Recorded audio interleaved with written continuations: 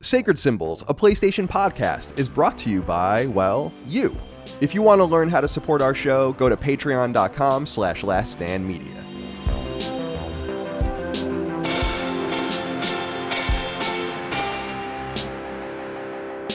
Greetings and salutations. Welcome back to Sacred Symbols Plus, a PlayStation podcast supplement. My name is Colin Moriarty. I'm here joined by my personal friend, legendary games designer, director. What, you don't like when I call you that?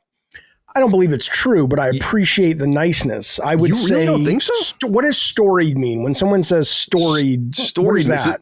Maybe that's like a step below legendary. Maybe is that what you feel like you are? Storied?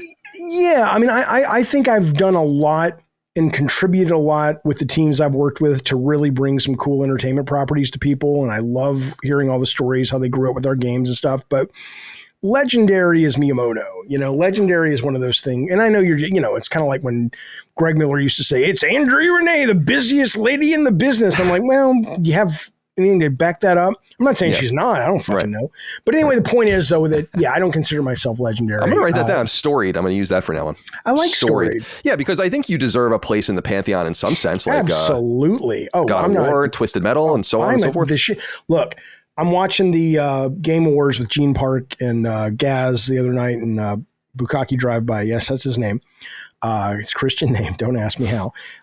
And Gene's like, dude, your DNA is splooged all over this fucking show. Because he was like, Twisted Metal was there and God of War was there.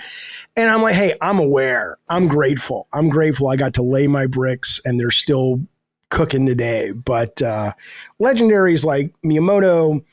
I would say at this point, I don't know, who else do you think is a legendary game designer that really consistently, because people would say Kojima, and I like Kojima a great deal, but I don't know if his stuff is it's legendary in that space, but his stuff hasn't connected like Mario and Zelda and all that stuff. Right. Well, I think that there's some, I don't want to say one-offs, but like I think Ken Levine, Neil Druckmann, I think would be in that again, just like in Greek mythology, there are multiple levels of the pantheon, right? Sure. And so maybe Miyamoto is like Zeus. The Zeus, right? Exactly. Yeah. You would know better than me. Yeah. I'm like the, I don't know. I'm like the trickster character, whatever that is. But I would say Ken Levine is one game away that's not BioShock, and maybe it'll be the Judas Project. Mm-hmm. And I think Neil is one game away as long as and Corey, they need something new that is built from the ground up to go, okay, these guys are, and I know Ken's been doing games forever, but in terms of BioShock, I believe was his first, that's like soups to nuts or whatever the fuck the phrase is. That's his own thing. Whereas I think when he was working on a lot of the other games, he was kind of part of I don't think it was Warren Spector, but he was doing those kind of games, I think, wasn't he? Yeah, although he had a game called Lost that it never came out. And boy, I was excited when I saw that at E3 a while back. And when I found out he worked on it, he's like, yeah, that was my game, but we canceled it. It was really cool. It was like for PS3. So that could have been it. But yeah, I could see Levine taking a slot in there. And Druckmann we'll see unless Hollywood comes a courting. What about some more Japanese names, Mikami, maybe. Right. Yeah, no, Mikami and Miyazaki. Yeah, Miyazaki, of course. Yeah. No doubt. Well, we couldn't even get through 5 words of the intro without going off of the. Everybody, welcome to Sacred Symbols Plus. My name is Colin Moriarty. I've decided to. Hey, have you seen that show, Winning Time on HBO? Is that the one about the basketball, about the Lakers? Yeah.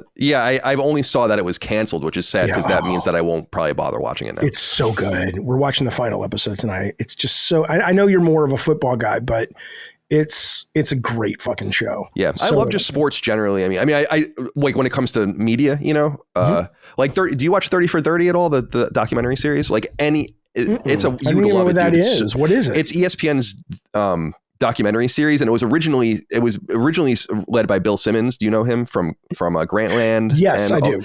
So the entire idea was that they got 30 directors to tell 30 stories, and it went far beyond that, but they still call it 30 for 30, and it's amazing. So it's about like very granular things. There's one of my favorites is about how the Islanders, my favorite hockey team, was owned for a couple of years by like basically a con man who had no money. And so there's a whole episode about that. There's an episode about how like the Buffalo Bills lost 4 Super Bowls in a row. There's one about about Michael Jordan going and playing baseball and so on. They're so good. And they're documentaries, right? They're documentaries, and they're all in different styles because they're all by different people. So it's really wonderful. Alexa, remind me tonight at 7 p.m. to look at 30 for 30. Oh yeah, you're gonna love it, dude. And the world is gonna be your oyster because you haven't seen any of them. There's so many of them. There has to be more than 50 of them, I would say. Excellent. No, and I look, man. If you get around to it, the Winning Time is really worth your time. It chronicles kind of the Lakers when they first got Magic Johnson hired, and it goes up to I think 85, and then they canceled it. It really sucks because they could have gone all the way to, Phil Jackson and Kobe Bryant and all that shit, but whatever. I don't know why it got canceled, but anyway, whatever. Expensive probably to make. Yeah, the more success, the more it costs. And, right, exactly. It's a bummer. It's the whole. It's an HBO show, but it's the whole Netflix model of just churning things. It sucks. It's interesting though. I'm writing it down because we are probably going to get HBO. I try to cycle through things, and I want to. Well, I only watched the first season of Succession, so I want to get through that. And then there's that show by the Downton Abbey guy. What is the Gilded Age or whatever? It's on Netflix, right? Or is that HBO? I think it's HBO as well, and that's like through its second season. I heard that just got canceled. Did it really? That's so. Or it's on the verge if it hasn't already been canceled. But I'll still watch that because I love my period pieces. Good, I love my period pieces. Have you watched Dickinson on Apple Plus about Emily Dickinson? No, I'm going to write that down. I have Apple Plus right now because it was free on PSN.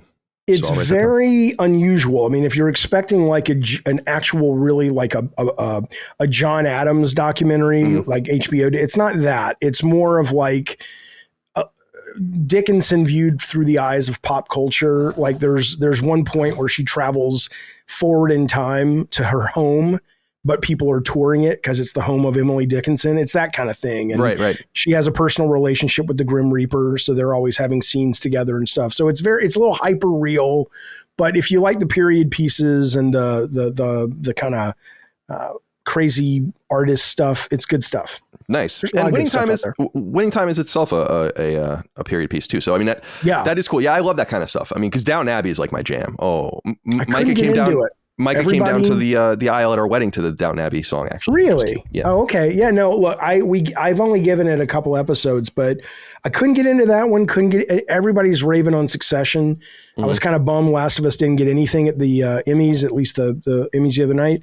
And but yeah, Succession picked up every award that they were also up for. But people love it. I should give it another chance, I think. But. Yeah, I'd like to give Succession another chance. And yeah, Downton it's very much for women. If you have, I think I have feminine sensibilities. I say that all the time. I do as well. Yeah, and when I went and saw they release movies, and when I went and saw the recent movie in the theater, I went with my sisters and Micah, and I was literally one of the youngest people in there, and maybe the only dude, and it was full of people. Like the theater, it was a smaller theater, but it was totally chock full of just old people and women and all that. And I'm like, here I am, I saw Sex and the City Part 2 in the theater by myself, and it was excruciatingly uncomfortable because I was the only person by myself. I was the only dude. But I'm like, I love Sex and the City. It's a great show. Yeah, it's fun. Another HBO and their new one's good too. They got it's called and Just Like That, and they're on season 3 now. But it's good stuff. Anyway, welcome. Well, quick question about that. It's only 3 of them, right? Isn't there didn't they have a falling out? One of them with the woman who was in Big Trouble in Little China. What's her name? I don't know. She's great. She played Samantha. Her and Sarah Jessica Parker did not get along apparently. So, but they did a really neat job in bringing the 3 back and then introducing usually when they introduce new characters to a classic sort of group, it's like, you really want the old ones back. But within the first season, you're already getting invested in these brand new characters. So it works. And she did a little cameo at the end of this last season, but it was so brief and she shot it away from everyone else. I think she shot it by herself, and it ended up being something that one of the characters got like a cell phone FaceTime, so it didn't have to look all pro. She's like, I don't want to be around you fucking people. I'll take your check and I'll cash the fucking check, but I don't want to be around you people. So something happened. But that's interesting. Yeah, I love that. I love that kind of inside baseball stuff. Palace intrigue. Anyway, Jaffe, it's good to have you here for another episode of Moriarty Cross Jaffe. I hope you're well. I haven't talked to you in a while. How's everything going? How are you feeling? How's it doing? Good. How are you doing? I hang on. What, Sarah? They're not here yet. No. Soon. Good. I am struggling right now with trying to balance the energy levels and the nutrition that comes with, like last we talked, we were on I was on Ozempic and I still am. And what's been great about it is it really does what it says on the box it's going to do. You know, it suppresses your fucking appetite. But in that, I literally, for the first time, I'm having to set reminders every 3 hours. Like, you have to eat something. Even if you are not hungry, you need to eat because your body wants it. Because I've been like, the last week, I've been like, why am I so tired? I want my energy back. I've lost a bunch of weight, not like crazy amounts, but, you know, in a short amount, quite a bit. And I figured I would have more energy, but the doctor's like, yeah, but you're not eating enough. And I'm not starving myself. I'm just not hungry. So, but that's going on. That's good. And I'm, you know, playing games, doing the shows, streaming more often. That's what's been great, I will say, about the energy boost that I have gotten from losing some weight and getting on this medicine, is I get to stream a lot more. Like I have more energy to just get up and plan a show. Whereas in the past, sometimes I'd be like, oh, I'm just too fucking tired today to do it. And so I'd put it off and, you know, so, but things are good. How are you? Good. I'm well. Yeah. Just same old, just status quo. You and I were talking before the show. I was just texting with my neighbor because we're collaborating on some like boring French drain project to get water off of my property. So that's basically all that's occupying me right now. But same old shit otherwise, dude. Just games. Okay. I just platinumed last night Tales of Arise. Took about 70 hours. I really enjoyed it. I think it overstayed its welcome in terms of its story towards the end, but there's something about a comfortable game like that where I kind of want to stay with it. So I usually don't go back for DLC. I happen to be playing this game 2 years after it came out. So there is a big DLC pack. So I bought it last night and I'm actually going to play DLC, which is so strange. Not because I'm necessarily averse to more, but because I put games down and never go back to them. It's the same thing with Final Fantasy VII. Like I never played the Intergrade version. So I'm going to do that right before Rebirth comes out, play the Yuffie DLC. So anyway, that's kind of all I've been occupying my time with. It's football playoffs. So that's fun. And who's your Did you watch the game? Team? I'm sorry, go ahead. Well, no, I don't have an NFL team. Yeah, you have it's Alabama Auburn, would be your team, Auburn, right? And Auburn. Auburn. That's right. I'm sorry. That's an insult. Auburn.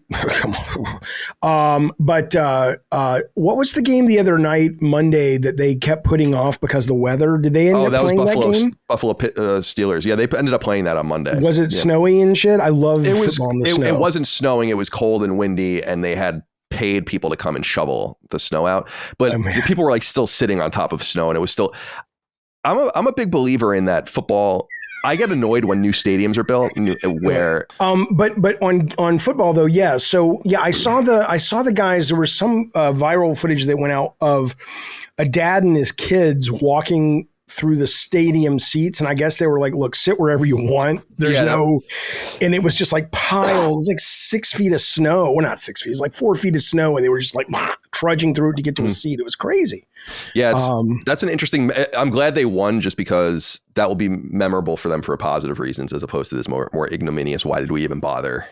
What was the Chiefs just got kicked out, right? Everybody's blaming Taylor Swift, but I thought they won. They won. They beat the Dolphins. Yeah, now I thought they lost to. They're going to play I think they play the Bills. In this next round. Yeah, no, they won. People were mad. I saw things about. Can I say this real quick? This has nothing to do with our show, obviously, any of this, but I'm kind of annoyed. So when Taylor Swift started dating Travis Kelce on the Chiefs, I was like, okay, this is a little annoying or whatever, the coverage. But I've actually found the reaction to it 10 times more annoying than showing her.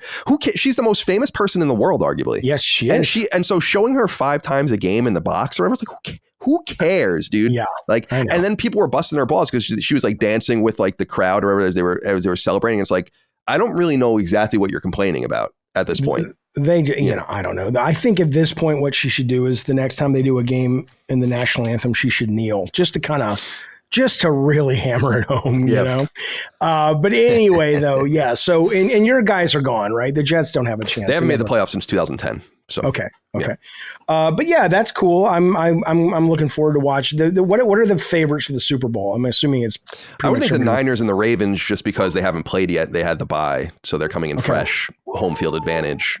But who knows? I mean, anything can happen in these next rounds. Right. So do you know they don't pay the people who perform at the Super Bowl? I didn't know that. Oh, like the performer, really? Yeah, it's like all for a promo. It's all for like. Yeah, I didn't know. That's the money you get, and because people were saying, why hasn't Taylor Swift played? And and apparently the word is she's like, I'm making so much money right now doing exactly what I have control of. I'll do that like when I put out my greatest hits album and I'm no longer the most famous person on the planet, and people remember and go, oh yeah, she had that song. And then suddenly she'll sell 20 million albums. But that's interesting. I didn't know that. Yeah, I didn't. I was very surprised to learn working that. For exposure. Right. Never do that. Never do. Fuck you. I don't get that. I heard two things. I've heard that from younger people. Never, I get it. There are always been con men, right? That will take advantage of you and go, oh, you do it for exposure. Okay. You have a website that gets like 75 views a day. I'm not going to do it for exposure with you. But, if a big company calls and you're trying to get a foot in the door somewhere, goddamn right. You goddamn right. I mean, that was always ingrained to me when I was a kid. It's like, it's not that you're being taken advantage of. You're getting something out of the deal. It's not even so much the exposure, it's that, but it's also connecting with these people that you can form alliances with and stuff. And then today I was on my stream and I was talking, it's just a generational thing. I'm getting so old. I was showing this clip of this woman on this date with this guy, and he asked her out and they were at this restaurant and he filmed it, not, unbeknownst to her, where he put his credit card down and then he was kind of like, hey, you need to put your credit card down. We're going to split this. And the video was like, what would you do? Who do you think is right? And I'm like, he asked her out. It doesn't matter. And people are like, well, yeah, but if the date wasn't going good, he wasn't going to get any. Who gives a shit? It's like, if that's all you want, go get a hooker. It's a sure thing. It's a guarantee. You'll get laid. Don't worry about it. But this was like, and people are like, no, the younger generation doesn't think that way. I'm like, well, then they're idiots. Because if you ask, correct me if I'm wrong here, right? But if you ask somebody out, you're paying. If the woman asks the man out, she's paying. Isn't that kind of go with the deal? Yeah, I think, if you're asking someone out, I think it's kind of incumbent on you to be able to withstand that. Now, if the person wants to come in and be like, no, we'll split it, maybe as a sign of niceness or a sign to say like, this isn't as serious as you think or something, then that's their play. But you gotta, right. But you gotta, yeah, totally. 100%. Yeah. These fucking kids. It's interesting, dude. There's so much to get through. I don't even want to. I'll try to focus this more on games now. Let's just get into games because I was. Let me do this. It'll actually help things if there's a lot to do. I can go to ChatGPT and tell it to make us like an outline for your show. No, don't do that. You don't want to do that? Okay. No, please don't do that. We'll talk about AI though today. I know we're talking about AI. That's why I said it. There's a few things I want to talk about, but I actually just wanted to begin and pick your brain as a storied games designer. Yes. How do you feel about the way things are right now? And just generally, how do you feel about the ecosystem? Of just the games? various of gaming itself? Well, it could be anything, mobile, PC, or whatever. I'm just wondering how you feel about where things stand right now and what draws your eye. Well, I think we're in a wonderful time of games. I mean, not just last year, because we had a lot of really big games that were excellent, but the thing that is, it's not frustrating because I understand it if you only play on PlayStation or Xbox or Switch, even though all three of those have relatively healthy indie ecosystems. A lot of people are very much about, like, I wish they would articulate it more in a way that they would say, there's not a lot of creativity in games today where the games are really big budget AAA games. Then I would say, you're absolutely right. And I think the lamenting that or mourning the loss of that is accurate. But because I don't just play those kinds of games, I'm able to kind of see, whether it's healthy or not, it's what every entertainment medium does, which is, the expensive stuff gets watered down because no one has any ideas, but because you have to appeal to a very large group of people. And sometimes watering it down hurts it, but a lot of times you end up with a huge hit. And the stuff that's more interesting and unique and different ends up being, you spend less money on, but you have more freedom and more interesting content. You see it in movies, you see it in TV, you see it in music, to some extent, not as much because it's not as expensive, but it's still expensive. So for me, I think because I'm playing indie and AA and AAA, I'm quite enjoying the games medium right now, but I definitely can see if somebody, comes up with PlayStation, let's just take PlayStation because it's the biggest, and that's kind of all and that's your only touch point. is not just that, but what's on the front page of the PlayStation Store or what's on the front page of IGN or wherever you go to get your news. You would be forgiven for assuming that everything is just this, third person, expensive, very safe content. But I don't see that. And I just think, where did we think it was going to go? I mean, Sony used to release, I did this on the show once. I don't know if we've talked about this, but I counted the number of first party PlayStation 1 releases in 95, 96, and it was over 100. I mean, they didn't make them all, but they had exclusives. I don't mean like third party, but I mean, they would have second party and first party was over 100. Japan, all this shit.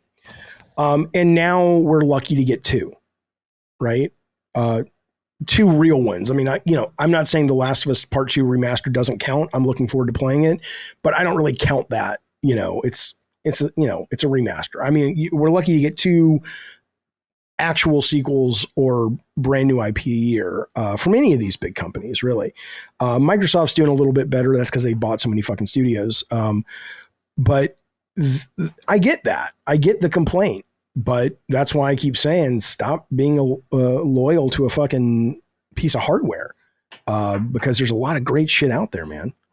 Well, it's interesting you say that because I have always said that there's a lot of complaints about PlayStation 5, which I kind of understand from the perspective of what you're describing, which is the person looking for more AAA experiences, high budget experiences, multiplayer experiences that they can have with their friends or at least share with their friends. So like something like Elden Ring is single player, but that was a shared game. I mean, everyone was playing it at the same time. So things like that. And I totally get that. But I feel that the self-limitation doesn't come from platforms, but just comes from this inability to see what is actually out there. There are way too many games. And that's actually one of the things that I wrote down that I wanted to touch with you on. So we'll get into it now is I think there are way too many games, period, just by orders of magnitude being made and released. And it's ironic that there's a tension between what you're saying. Like there almost feels like there's nothing. And then in reality, there is something not only in number, but actually in content. In other words, what I'm saying is I get frustrated when people say, I don't want to play indie games. I don't. Oh yeah. Look at how bad that game looks. Look at $10 game. And to me, I'm like, that's why when people bust my balls all the time, I feel like I'm really eclectic. Like, yeah, you're playing Tales of Arise. I guarantee you there's 6 you motherfuckers out there. Right. Exactly. It's to me, I look at that and I'm just like, I don't meaning right now that are playing it. I don't no, exactly. I just look at that and I'm like, I look at my backlog of games. I try to buy what I'm interested in to support the developers. I usually get to them, but sometimes I don't. And I'm like, dude, I could stop buying games for 10 years. Mm-hmm. If I really wanted to. Now that would be tough because I want to play the new games, but the reality is that there is stuff there to play. So I feel like people aren't seeing the forest for the trees in some way.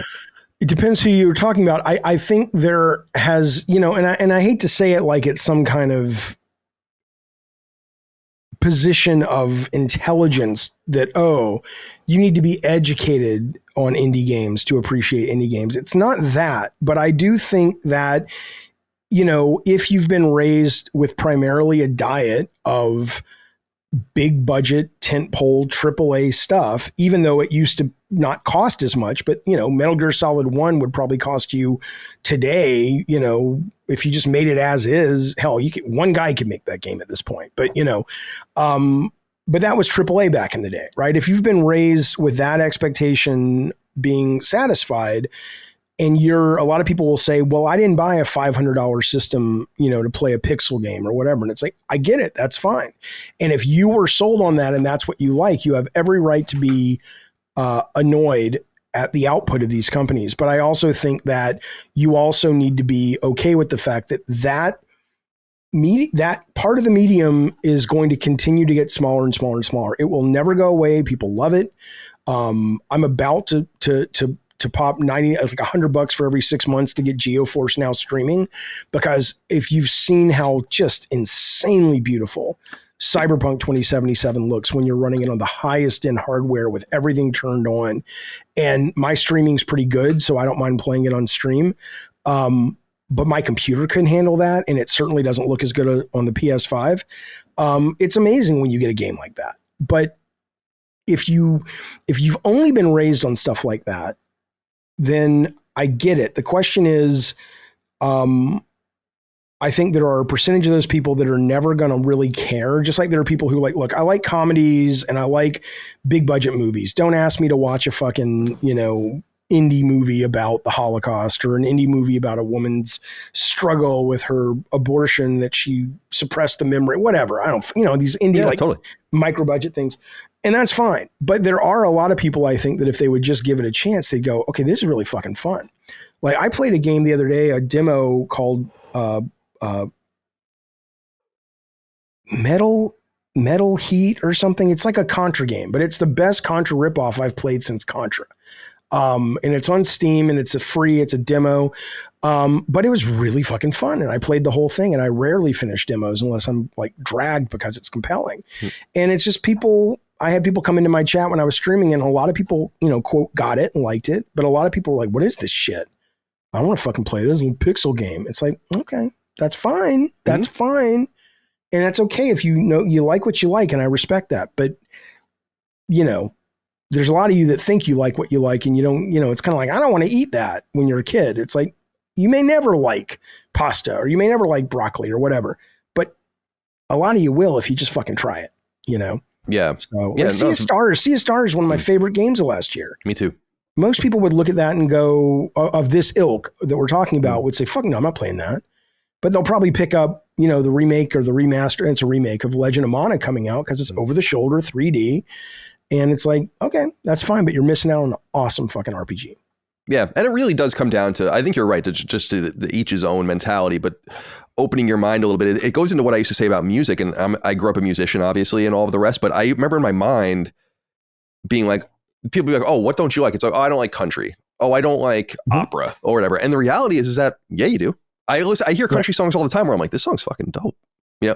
And I've been to opera and listened to it where I'm like, it's pretty cool. You just got to open your mind to it. It's not what I would necessarily put on Spotify or when I'm working out or when I'm just working around the house or something. But keeping an open mind has benefited me more than not, I think, in my own experience. And everything has sub genres, right? Like if you say, Jaffe, do you like country like Willie Nelson old school? Like we were watching, it was Winning Time, and there was a Willie Nelson song. And, growing up in Alabama, most country was depressing. And I don't just mean the lyrics about, oh, my wife left me, took the truck. I don't mean that, but it was just, the musicality of it just was, it was sad. I didn't want to listen to that shit.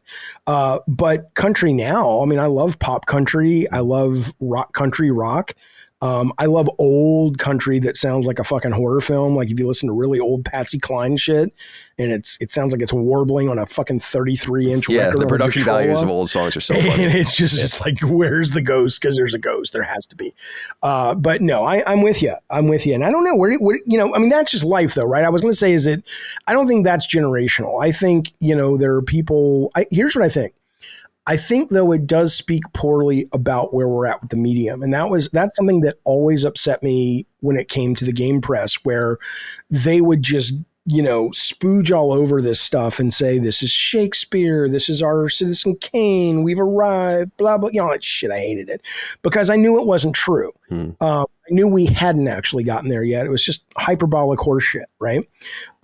Because, and here's a great way that you can tell is that, if I show you, I don't know, Mr. Smith Goes to Washington, it's going to be old and antiquated, and it might be a lot slower pace, but fundamentally, there's an essence there that still works at a human level, at a character level, a level of a drama. If Tomb Raider's coming out, the remaster of Tomb Raider, and 1, 2, and 3, and I'm interested because they've done quality of life improvements great. They've improved the graphics great, but it's still fundamentally the same game, right? So the question is, unless those quality of life control issues change it drastically, what people are really saying is the gameplay for me doesn't really matter. I just want to run around in these worlds that look cool and have this fantasy. And I think that's fine. But I think if we have to acknowledge that, we also have to acknowledge that Tomb Raider 1 or 2 should be playable today with no changes. It would still feel old and antiquated, but the essence of it would still totally engage you for the length of the game. And my guess is most people, if you showed them Tomb Raider today, wouldn't even give it a try. And I think there's something there about, and I mean, I don't want to ramble on this, but I find this so fascinating. I think that the correction that's happening in AAA is a reflection of the medium, and Sony did so much and continues to do so much great stuff for the art form. But I think one of the things they did for the business that ultimately hurt the art was quadruple down on all this cinematic single player, let's be a movie that also has some gameplay. Because now that, if you can't afford to work in your medium because what you've built that on is cost, you should be able to revert to the essence. You can do Hamlet with one guy and no props, right? You can write a book that takes place in just the guy's head and he's sitting on a bus, and you can write a 600-page engaging book about that. But most people won't play a video game unless you have a lot of the flash and all this stuff. And I think that's a reflection of the medium. It's like the medium should be engaging at any budget level for most people. And the fact that it isn't, and the fact that now we're seeing a lot of these big budget games go away because the money isn't there for them. It's fascinating to see that. I think there's this correction coming where the game market may get smaller in some ways, but it will never get as small as it was back in the Super Nintendo age when it was just core people playing that shit. But I definitely think you're going to see a smaller industry because I don't think I think the number of people PlayStation brought on because it was more like a movie, I don't think not a lot, but I think there's a meaningful number of them that won't stick around as the market corrects. Well, you'd have to assume that that's probably true based on the fact that you could just look at comparable AAA games on other platforms, maybe seal off that number, like 8 million sold, and then everything above that would probably be the people that they garnered or whatever. Because you come from the era where games sold a game. I mean, this was in the Insomniac leak. The Spyro games combined on PS1, I think, sold like 12 million copies, something like that. Yeah, it's like, and they were like smash hits. Oh yeah, we were thrilled. We were like, 100,000 units. Now, again, things have changed. I'm glad they've changed, but 100,000 units for Twisted Metal, we were like, do you think we could actually sell that? Do you think we could do that? And we ended up selling over 1 million, but still, you didn't see, that's not in their top 20 anywhere, their top 50 anywhere. So, yeah, I mean, the what's the word? The bar is I think needing some adjustment because the audience, and maybe this is where Sean Layden gets it wrong when he says 250 to 350 million core console gamers, and that doesn't really change. I think he's been right when he said that started in 2012, or maybe no, he said it started earlier than that. But I wonder if we're going to see that drop because a lot of people are going to say, well, I don't want to play this baby shit, this fucking pixel shit, or I don't want to play, a 4-hour game. Fuck that. I'm not playing that, and totally get it. But I think it's going to be an interest. I love it all though. I mean, I love that. I love the streaming that's coming. I love what, I saw the guy at Ubisoft, not Ubisoft. It was the guy at the Baldur's Gate 3 president, like, oh, streaming is bad for developers and it's bad for games. I'm like, no, it's not bad for games. It's actually great for games. It's we're not there yet. I get it. And I get that the technology for certain people, you're not going to get a great streaming experience, but imagine being freed from the shackles of a $70 business model. And you want to make a great 4-hour game? Cool. As long as it gets people subscribing, who gives a shit? It doesn't matter anymore. I love that. I love that people try new things when they have a subscription service and streaming and there's no barrier of entry. So I'm very pro on where games are right now. I think it's really exciting. It's interesting to talk. I wrote down this. I didn't anticipate on asking you this, but it came to mind, even though it's a little bit. It's about 12 inches, but sometimes I can concentrate. And what ends up happening is, even though it remains 12, a lot of times that's too big. And so I can kind of think my way into it, feeling for her like it's like 9. Right. And then things get better. Interesting. Thank you for that. You're welcome.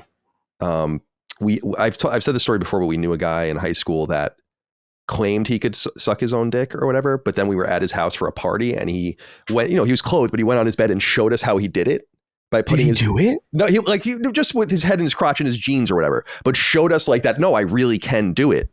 And my only wonder about that at the time was like, would you ever leave the house if you could do that? If you could do that sort of thing? And did it have to necessarily be, I was like, man, is this guy packing some heat? Because you'd think you'd have to have a little bit of a distance between that. But he dead up, went into his bedroom with it. Like, he's like, no, I'm dead. Show you how I did. And he went up and put his back up against the wall on his bed, and he was fully clothed. You know, he wasn't showing us, you know, but I was porn. Like, huh? I bet there's porn I'm going to look that up. There's got to be porn where you can sucking your own dick porn. Yeah. Go ahead and don't tell me, but I'll assume I'll see it in the coronas of your eyes as we record. Okay. I'm going to turn the volume down. I got to see this. Oh my God. So dude, oh my God. Yeah. Okay. So yes, you can do it. Mm-hmm. And it's probably like a U-shape kind of thing, right? Like, yeah. And well, there's one image that came right up at the top of YouTube where this guy is sucking his own dick and the girl is down below sucking his balls. So he's getting, I mean, what the fuck? That's fucking weird. Yeah. That's doable. Some weird shit. It's doable. Teach their own.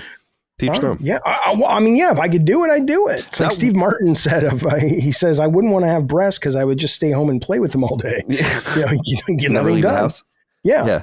But yeah, sorry, what else did you want to ask me? That wasn't what I was going to ask you. That's just what came to mind because I don't know why, but well, because we were talking about you're my 12, size, right? You're 12-inch penis. And then right. What I wanted to ask you is sort of what is the smallest dick you've ever seen? I was stunned. I was in college, and we had strippers come, and one of these guys I knew, you know, they were like, I've told this story several times. I may have told it to you, but I was amazed we don't all have diseases because this was height of AIDS. They all took our clothes off in this bunch of college kids and like 3 strippers, and I had never seen most of these people naked. They were his friends, and they were parading him around for some reason. I think it was his birthday, and I'd never seen a penis that small. I didn't know they came that small. Right. And I know it wasn't erect, so maybe it gets a lot bigger in his case. But it was like a little acorn. Have you seen that? Yes. Two things about this is growing up. Nothing's wrong with it. I'm not shaming. I'm just how you use it, as I understand it. Yeah. I was just amazed they came that small. It's 2 things about this that come to mind is number one, being a kid, like watching the Wonder Years or something. And it's like, oh, you got to change in the fucking gym. Everyone's going to see. That never happened to me. Like that wasn't like we changed it in the gym, but people weren't getting butt ass naked and taking showers and stuff. We were like, maybe if you were playing football or something. And when I played hockey, you saw naked people, but I think of that. Like, so I wasn't as exposed to it as I anticipated I was going to be growing up. I was like really dreading that actually. And I'll always remember that. But did you see the second thing was, did you see the recent video of the dude that went skinny dipping in the Bass Pro Shop lake or whatever? In Alabama. And then he was taken out. That man's penis was so small, and it's not just the water. Like his penis was so small, it looks like he has a vagina. I didn't see him get taken out, but I saw him through the glass, and I was like, oh, it must be a reflection thing because it looks there's like a picture of him getting arrested, and it's like they don't even have to do anything because you cannot. The man has a vagina, I think. You know, like that's maybe that was the last time I remember being like, wow, that's unfortunate because this is getting like so TMI, but I remember being younger, you know, you'd walk in, my dad was taking a shower or something like that. And I remember being like, holy shit. Meaning what? It was huge. Yeah. Where I was like, and then you grow up and it's like, well, I'm doing okay, but I'm not stacking up here, you know, like in that respect, like I'm good. I don't think I ever looked at my dad's dick and thought about my comparison. All it took for me was being in college, and one girl, after she saw it, she said, oh, that's surprisingly large. And I was like, I'm good. And I'm not like hung like a fucking, lumberjack or something. I don't know. Can you imagine? Why would you be hung? Like, I can't do the job because I love cutting down trees, but it doesn't matter, Colin. Listen to me. Yeah. The point being is that when she said that to me, I was just like, oh, okay, I'm good. Yeah, I'm you good get an enough. idea from I can you get an idea. Work done. Yeah. No one's gonna shame me. Mm-hmm. No one's gonna say it's too big. Mm-hmm. It's the Goldilocks of penises. Right, I'm happy. Right. Just right. So I feel the same way. Yeah, I'm totally satisfied. But it's not that when you're 5, 6, 7 years old and you're running in to see your dad or whatever, and he's getting dressed, and it's no big deal. It's like whatever, you know. Yeah. But then you also remember in some sense, you know. Oh, I'm sure you do. Yeah. I'm sure you do. I took showers with my dad. I remember he'd get home from work and he'd have his little silver canister drink that he would like have like a alcohol cocktail thing when he got home. And I drank something. And it was I never thought to go, what's that you got down? I mean, maybe I did, but I was too young. But I don't remember it. I love this segue. This segue is so fun to me. I love this show. Okay, so now what did you want to ask me? So what I was going to ask you about when I wrote in my notes here was, let's just have a sidebar real quick. Yeah. Why do you think... That wasn't a sidebar? Well, no, that was something in another universe, really. This is a sidebar from our normal... Like you can take that conversation, edit it out, and put it like on your premium Patreon tier. Just say, hey, you want to hear about this? You want to hear about Colin's dad? 10 minutes of penis talk? Yeah. All right, sorry, go ahead. No, it's okay. It's so funny because these episodes have so much chaos in them, which I love. And yes, there's a fraction of our audience that doesn't like them, but I know. I know. But I read all the comments. You shouldn't. But I know that most people love it. They love the chaos. They love it. And I feel bad too. I always get happy when somebody says, "Oh, I'm glad Jaffe's on this show," or "I like Cog a lot, and Jaffe and Cog have a good thing." That's good. On the show. But then I'll see people. It's like, oh, just save me 3 hours. I'm out not watching it because of Jaffe. And I'm not going to say that I go to bed crying because of it, but I'm like, oh, that sucks. It sucks that turns that guy off. Whatever, man. It's all about the controlled chaos, I think, about these episodes. I feel good when I record these episodes. I enjoy recording these episodes personally. I assume we wouldn't keep doing them if you didn't. That's true. That's a good point. Like, fuck. Gotta go talk to Jaffe. All right, anyway, so what I'm going to get into after 15 minutes of trying to ask you this is, and this is apropos of nothing, but I just thought of it, is why do you think Naughty Dog ultimately canceled The Last of Us Online after so deep into development where you assume they were not only ready to show it, but I mean, I know people that have played it. And there are screenshots of like the game out there now, if you guys want to go look, like the start screen, all of that. So, and I reported on Sacred Symbols. It didn't really get widely disseminated, but I was the one that told everyone, I'm like, the game is called The Last of Us Online because we were calling it Factions. For something. And I knew someone that had played the beta, or not the beta, but was brought in as a focus tester for The Last of Us Part 2 Remastered. And he said that on the dev unit, when they were loading them up, was a package for The Last of Us Online. So that's how we knew that the game was real or whatever. So they were playing it and all of the rest and dicking around with it. And speaking of dicks. And so I thought I would ask, why do you think ultimately they walked away from it? Because for me, Jaffe, and I think you can resonate with this as someone who knows a great deal about the industry, is it seems weird to me to dead ass tell the audience, we built this game for years. And then we realized, oh, we have to support the game, so we can't release it. It's like, oh, that was just a revelatory moment that you guys had one day where it's like, oh, no. You. It's like, that's the most absurd shit I've ever heard. Well, I don't believe that. And I want to know what you think about it. Okay. Well, so I think it's all, because I don't know. I know some things about some things, but that's one of the, I don't have any insight other than just some experience and stuff more than anybody else. And what I would say is the two things I've heard both seem suspect on their own. One of them is, like you said, it's like, okay, so you're going to green light this service-based game because you guys have Naughty Dog's made a couple of great multiplayer modes before, and Uncharted and in The Last of Us 1. You're going to green light this, and none of you stop to think that, I mean, maybe you could forgive Sony for going, none of us yet at this company have the experience in that world to know the frequency of content drops, right? I mean, you can't, and if all it takes is 5 minutes of research with people who are doing it, know that if you want to keep your rate up, you got to put shit out every week. It doesn't have to be major changes, but you got to, so it's hard to believe that they didn't understand the scope of what they would need to do post-launch. But that's one of the things that seemed weird, but they've offered.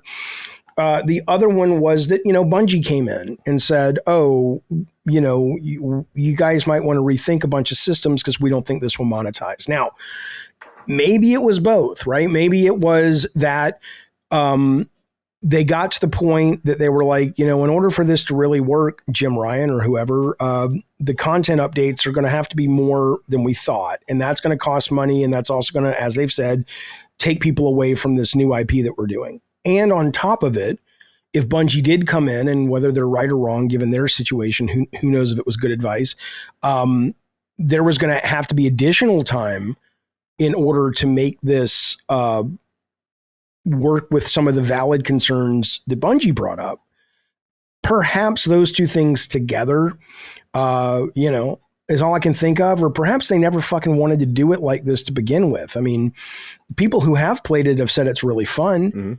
Mm-hmm. And so I'd like to think they'll eventually just put it out as a mode for Last of Us 3 or something, but or at least use those assets to create single player scenarios and things like that. But there's the Bungie thing, there's the scope thing, and there's the Jim Ryan thing, and Jim Ryan being gone.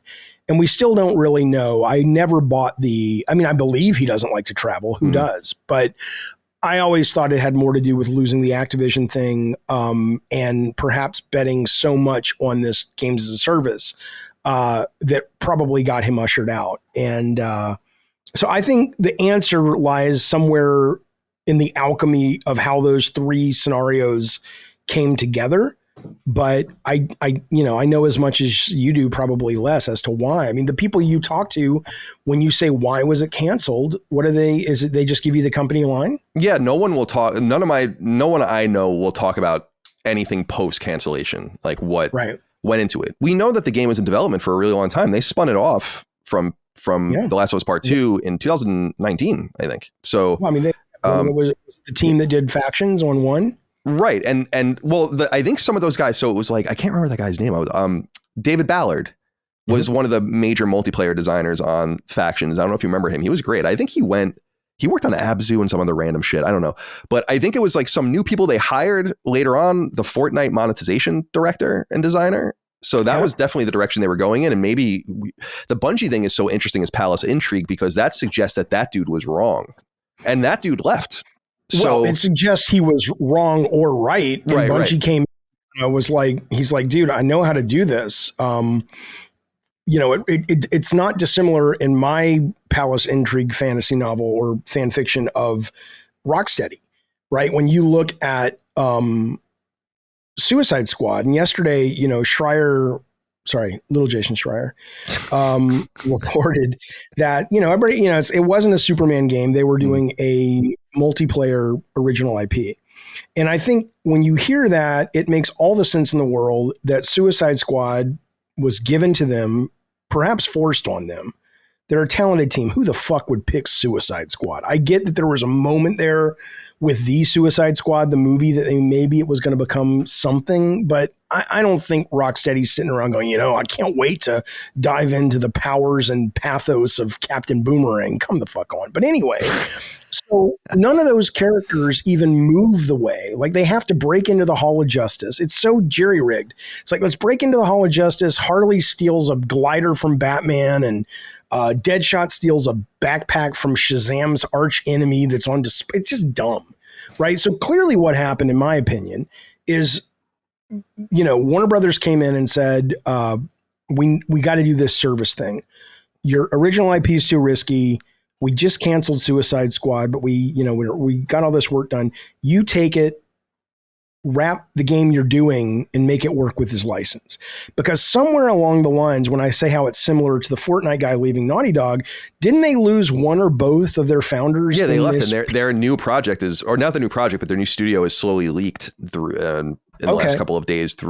They haven't officially announced it yet, but they have incorporated it in London, and they have about 100 people working for them. So yeah, they're out. But right. So imagine being one of those guys who founded this company, made, up until Spider-Man, and maybe still, was arguably one of the best superhero video games ever made. Truly. Made a lot of money. And then they also made personal amounts of money. And then suddenly they're bought, and they're like, okay, you're going to let us keep doing what we do. It's like, nope. Fuck your IP that you've wanted to make for 20 years. Welcome to Warner Brothers Suicide Squad, right? Just like the Fortnite guy. So those guys could have been right to leave. Mm-hmm. Just like the Fortnite guy could have looked at it and said, okay, I've done this. I invented the goddamn battle pass system with whatever you think about it is kind of the only viable non-pay to win system going in free to play in the West anyway. And fuck you, Bungie, I'm out, right? Or he could have just been wrong. I mean, we don't know that either. Yeah, my guess is exactly. You're right. Right. He could have been wrong. I didn't mean to say that so categorically, especially because I feel like Sony bought a lemon with Bungie. Yeah. And I think trusting them at this point would be dubious, in my opinion. But But when did they know what they knew? Right. That's right. The whole. It's like it seems were they like trusting them with Naughty Dog's future when they knew that they were going to have a shit financial report, or were they still the golden children of Sony when they made that decision and 2 months later the sky fell on Bungie? I don't know. Well, this goes into the whole like potential civil war arc you can see, and I think you spoke to this on social media at some point, where it's like if you were at Naughty Dog, you would look at them and be like, oh yeah, who the fuck are you at this point? Right. You know, like look at what we've done, and you've really not resonated at this point to the degree you used to. And we're taking orders from you, and you guys get to, by the way, put your games on everything, and we have to keep our shit on this, and I'm sure that pisses them off too. Like I am positive that pisses Bethesda off. That's obvious, and so you would imagine that would piss off people within PlayStation as well. It's like when you buy a studio, and you're like, yeah, you guys do whatever you want. You guys limit your games to this. I think that would piss me off too. I am going to go one day and raise the money to make like a 6-season fictionalized but based in reality show for like HBO or something about the drama at PlayStation. That'd be because awesome. you know I still don't fully know what happened to Connie, but she was not she got booted out. A lot of her team got booted out. Why Jim Ryan's gone, I don't know. Well, I think you're right about Jim Ryan in the sense that my own opinion on my own show has evolved over time, because when they first said that and they released the statement, I was like, yeah, that's pretty reasonable. He's old. He's been with the studio. Mm-hmm. He is old. Like he's been there for 30 years. He was there since before PlayStation launched. So it's like, okay, it's time to go. And I still think that his performance with PS5 is in some ways completely underrated. I mean, PS5, think about what they managed to do in the orchestration of production that Sony had to leverage during COVID to get that thing out. Sure. And I think that that's really impressive. But on the creative side, everything that we're still seeing is from another era. And we haven't really seen many of the payoffs. Now, I don't necessarily think things like Concord and Fair Games are going to be like duds. I don't know why we would necessarily believe that. I think Fair Game is going to be a dud based on everything I've seen. But Concord, what the fuck is it? I could be the second coming of Jesus. Yeah, we haven't seen gameplay, to be fair. I mean, maybe you have, but I haven't seen gameplay. No, I haven't. But I'm just saying it looks like all of these free to play. It looks like a Ubisoft game. Well, that's for sure. It is a Ubisoft team basically making it. So. There's very little personality to it. It looks like it's trying to be kind of subversive and wink, wink, nudge, nudge. Isn't capitalism awful? And as a guy who agrees that unregulated capitalism is awful, I still find it cringy. It feels like it feels very much thematically like that Sega game they canceled from Creative Assembly recently. I know what you're talking about. The space heist thing. Yeah, Hyenas, which I played the alpha of and wasn't very good. So, but Concord, I have no idea what the fuck that is. There's a hamburger in it. I know that. Yeah, that's supposed to come first, and that's actually supposed to come this year. I'll be interested to see what that's all about. But I'm open-minded, generally speaking, just because I don't think we've seen the delivery of it yet. Maybe we'll get a little bit of a piece. Yeah, I mean, you never fucking know until you play it. Helldivers looks pretty good, actually. I think I'll be interested to see if it picks up and how people like it. I love the whole ridiculous thematic thing of like controlled democracy. I want to play it, but they are shitting the bed on that, man, because $40 for a game that, unless you just want to play with random people, and I guess you can play it solo, but it's clearly designed to be a co-op game. It doesn't come with like a pass for you and your friends can get 10 hours of free play as long as somebody bought it as like an incentive for them to buy it. So it's $40 that 1 to 3 other of your friends have to buy. Because I thought it was a 3-player, but it's 4-player co-op. 4 players, which is ridiculous. And then you would think, okay, let's do $40. But you know what? If you're a PS Plus premium member, it's free on day one. I mean, something to get it in people's hands without having. I'm not going to commit $40 fucking to unless the reviews are just off the charts brilliant. No. Go fuck yourself. I just think it's not as bad as when they charge $70 for Destruction All-Stars at the launch. But it's just, does that make any sense to you? Like, who do you think is going to spend $40 on their own and then require their friends to do it? And no one even knows what it is. Yeah. I don't know that I disagree with the price point. I think that, however, they're telegraphing that they don't believe in the game by the lack of the ability to play it. No open beta, no demo. So that more worries me than the price point itself, where I'm like, I wonder what you guys really think of this game. I'd be interested to pick their ears if I was still able to about what do you feel like this isn't going to work out because you're not really acting like it is, I think part of that though has more to do with the complaints that certain executives that have told me there's still that kind of blood that runs through the company where a lot of the decisions, not all anymore, and certainly with Jim Ryan being gone, that's a good thing in this case, where a lot of these guys are mostly guys are just kind of brick and mortar guys. And so they're not, it doesn't mean they don't have people around them educating them on the current state of things, but they don't, it probably, unlike with Xbox, wouldn't occur to them to go, let's invent a friends play free for a day pass, or let's do something weird with the tiers, or maybe it would, but it doesn't get kicked up the ladder because it's not traditional. But why the fuck you're launching a multiplayer game without a beta, without hey, it's free weekend, we launch next week, but play it, see how cool it is. I mean, the only, if you're cynical, it could either be, like you said, they don't believe in it. And perhaps they don't believe in it enough that they're like, look, let's just get what we can the first couple of weeks. But this is a good developer. These guys make good games. And what they've shown looks like fun. It doesn't look amazing, but it could be. So I don't think it's a dud. I hope it's not. I don't know. It doesn't look like one. They're treating it like one, I guess. That's because the other thing that I thought was weird was, and this just happened today or yesterday or whatever, we'll report it on Sacred Symbols, is Foam Stars is coming to PS Plus at launch 2 days before Helldivers. It's a 4v4 multiplayer game, and you're going to have your entire PS Plus Essential people really fixated on that while you're trying to launch a second party multiplayer game. That's a good point. That to me was very strange. That game, Foam Stars, is only free for a month. They're trying to do the Rocket League thing, and it's like, that doesn't work that often. Now, they may have thought the data that came back from the network test was valid to do that, and that's fair. I didn't see the data, obviously, but I did play the network test, and I thought it was fine, but it wasn't enough to pull me away from Call of Duty or the finals. That's for goddamn sure. Did you play it? No, I that's not my kind of game. I don't like multiplayer games.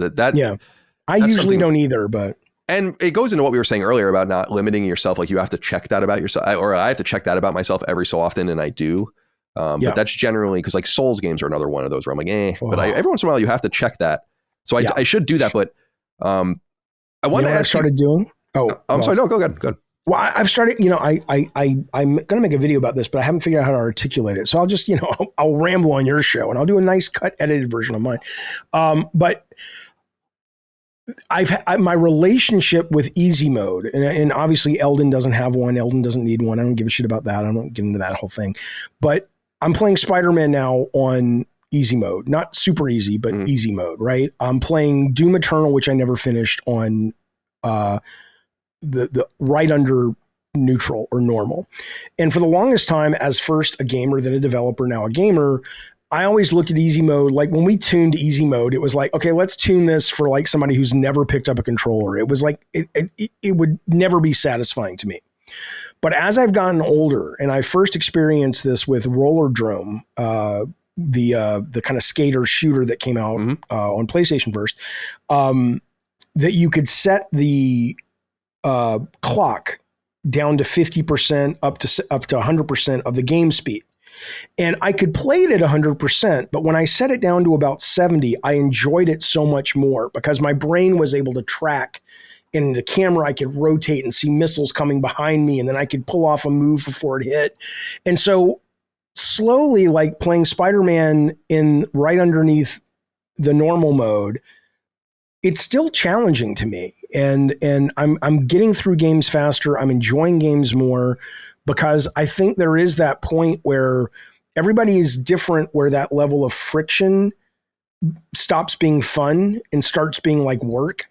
And then it's a question of how much work are you willing to do to get to the next part of the game. And I find that fascinating when we get to AI today. I mean, I think AI is going to be a big part of making that problem go away permanently. But it is kind of baffling when you really think about it, that there are people out there that either like, you played Spider-Man, right? Too? Yes. And, okay. So I'm not that far. I'm at the part where Mary Jane traps Peter in the tunnel and you're Miles and they just keep throwing tons of enemies at you. And it's like, when's this going to fucking end?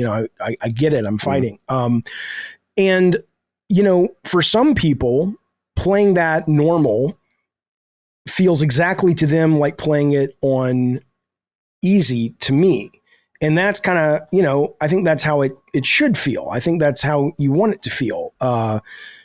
And I think there's something though that before I dropped it down, I was about to say, fuck it. I don't want to do this. This is not, it was fun the first 3 times. And now I'm just like bored.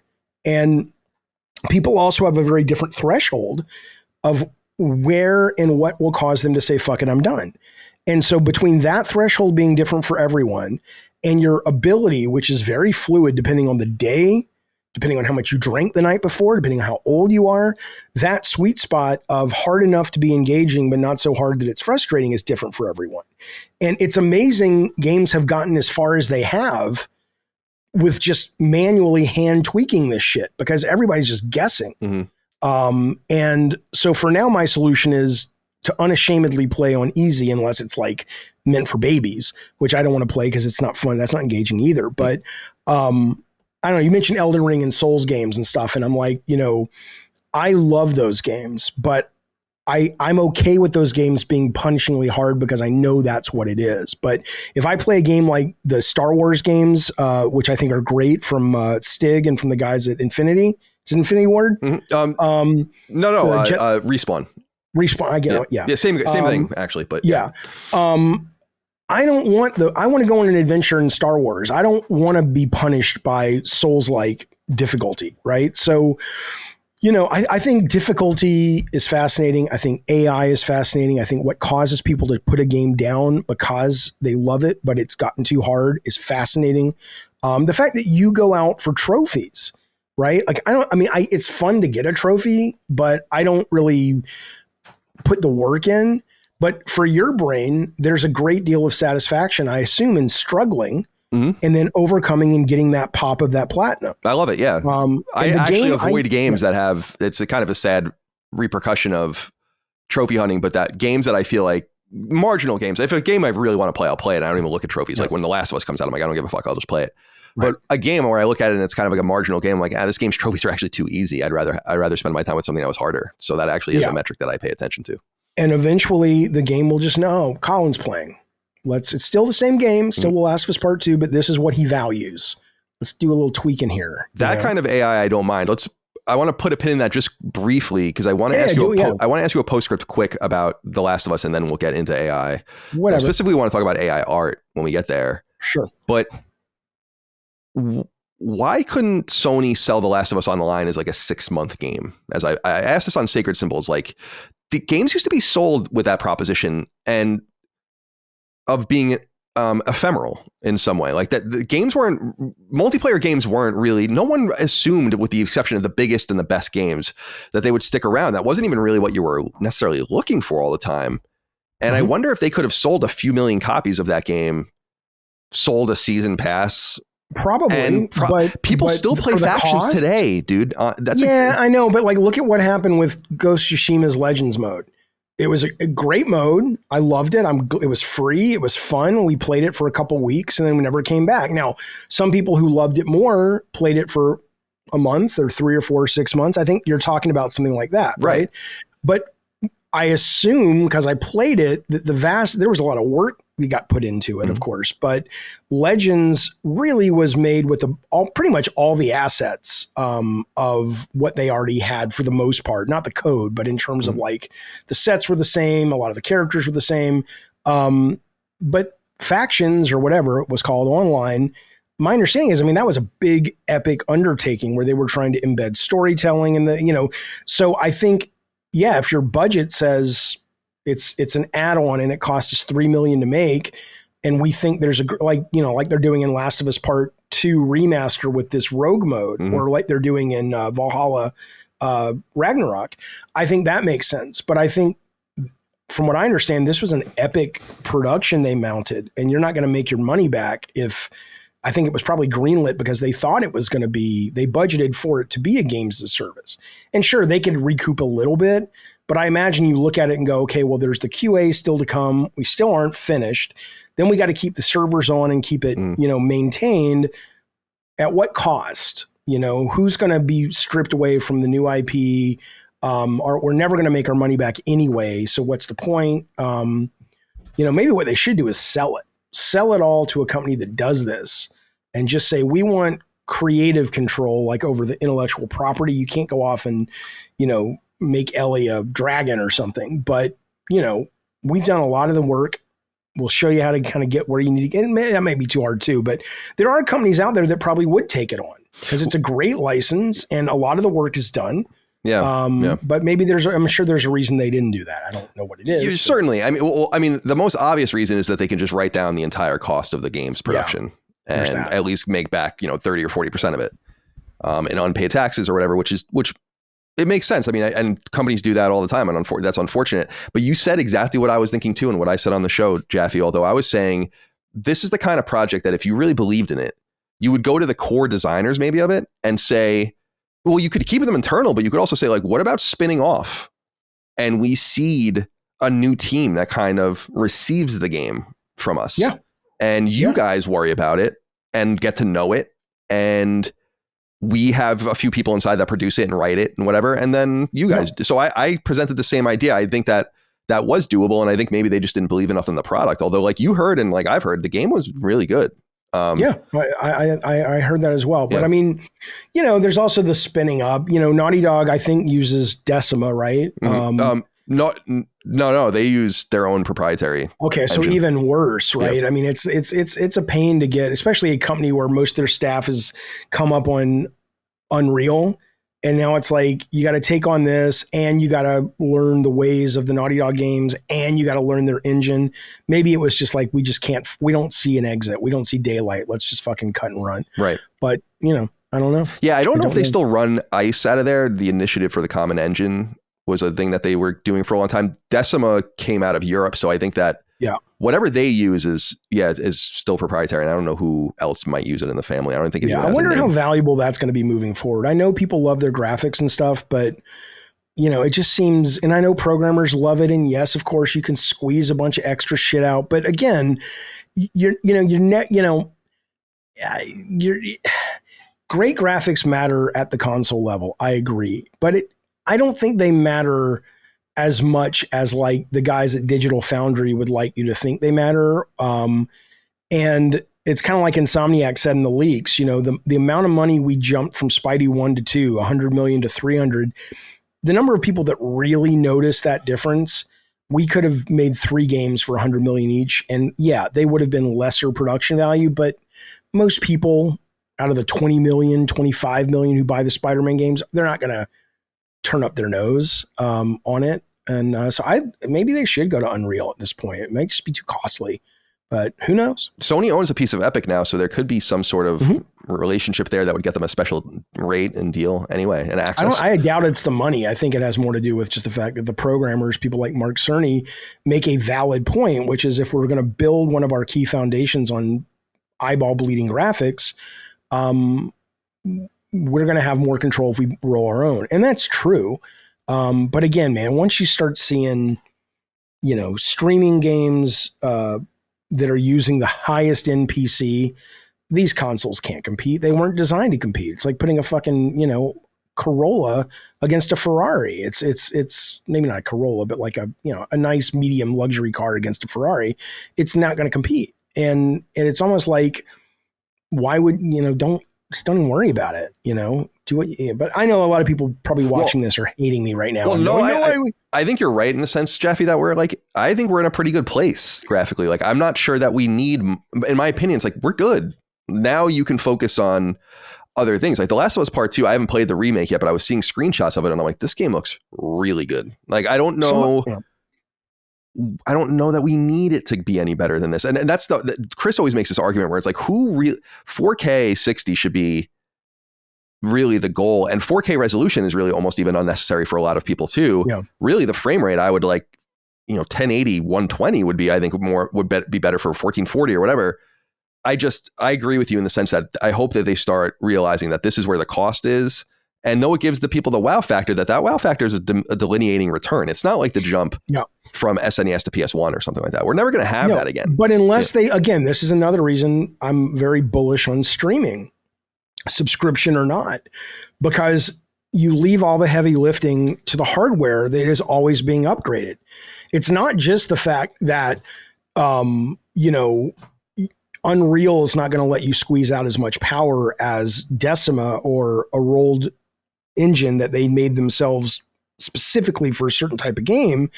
It's also just the fact that ultimately they're at the mercy of the hardware and how much RAM there is and the processor, and that can't change no matter what your engine is. Whereas if you are doing it, like if Sony were to say, we're going to make, I know people, they're not going to say this, I'm not proposing this, but let's just jump 10 years, because that's where people seem to feel comfortable pushing out streaming to the mainstream. It's going to be sooner, but whatever.